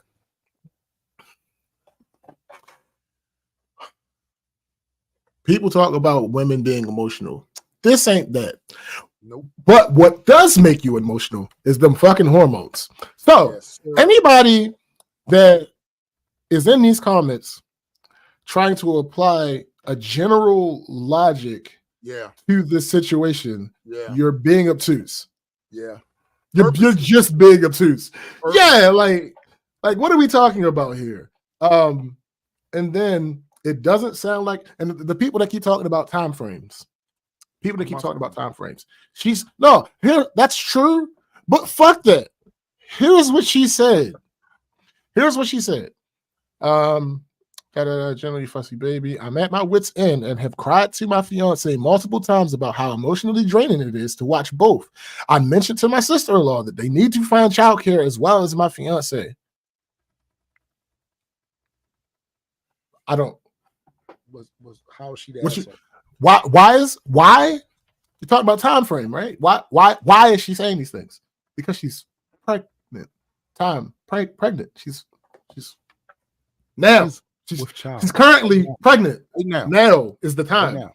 Do that shit now. Like, I don't understand. 30 days has gone by since she said that to you, bruh. And now this dumbass husband, fiance, whatever, is yelling about give her another month. No. Absolutely not. No. Absolutely not. You not doing it. But yeah, that's it. That's all we have. We want to thank all of you once again for joining us this time on a very special episode of Black. I mean, it really was. It's the Christmas last episode for the year. It's Christmas/New Year's. Yeah, effectively. The holiday season one. We should have some Christmas lights around the borders. We should have. I thought about it, but by the time I really thought about it, it was too late. Listen, it's fine. It's fine. Like we said, we're going to be gone till next year. So Yeah. Doing this now was fun. You guys, once again, doing your level best to crack me up on this damn screen. And it be working. But we also want to thank you guys for just coming to the show every day for this year. And continue to entertain us about as much as we entertain you, and hit us with your takes and all of that stuff. We are certainly appreciative of it. Do not forget that there's always music somewhere in the universe. Always. I know what we talked about previously about how they don't really pay us dick for this shit, but it still helps us in the long run if you guys listen to our shit and run that shit up, run them numbers up, because we can use it for leverage in other ways, right? Thanks. So we appreciate that. Do not forget, once again, I don't know if is Chrissy gonna have. I think Monday is the last episode for the year. Okay, so Monday, the Heard It Through the Grapevine podcast is doing its season ender. No, facts, Chris. She said that next one about to be long as fuck. That's why we're not doing on news topics. Right. That's a fact.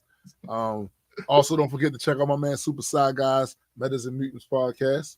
Absolutely. You guys, if you are friends with Addy on social media, go holler at him, say what's up to him.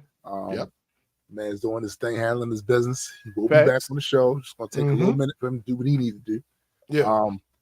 And don't forget about, we got 11 days left for the Kickstarter. If you're going to support it, you'll jump on that to get issue 2, Shattered Alliance.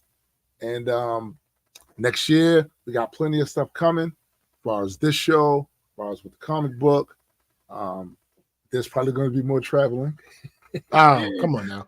Also remember, there will still be shows. There will be shows. There still be clip shows, but there still will be shows. Yeah. Run them numbers up too. So for my man SPJ, I am Tombstone the Dead Man. And for the greater Happy World Entertainment family, happy holidays. We are out. Peace.